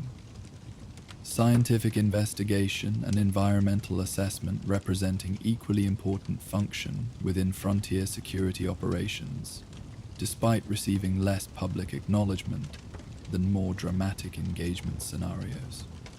As evening progressed toward night hours, the outpost established standard security rotation, ensuring continuous monitoring while allowing necessary rest periods for personnel requiring full capability during daytime operations. Chen utilized available time for appropriate equipment preparation, checking standard gear while familiarizing herself with specialized documentation equipment provided for tomorrow's investigation mission, balancing thorough preparation with necessary recovery period, ensuring optimal performance during potentially challenging operational conditions. The outpost quieted as night fully claimed the Mojave, stars emerging across vast sky undiminished by artificial illumination that had once dominated pre-war nights. Blackwood found moment for solitary reflection atop the installation's observation platform, his gaze directed toward distant coordinates where tomorrow's investigation would focus. His expression revealed professional concern beyond standard operational consideration, personal investment regarding potential discoveries awaiting their approach toward anomalous radiation source identified through specialized monitoring equipment. Chen observed this brief moment from appropriate distance, recognizing private contemplation rather than operational planning that might warrant participation.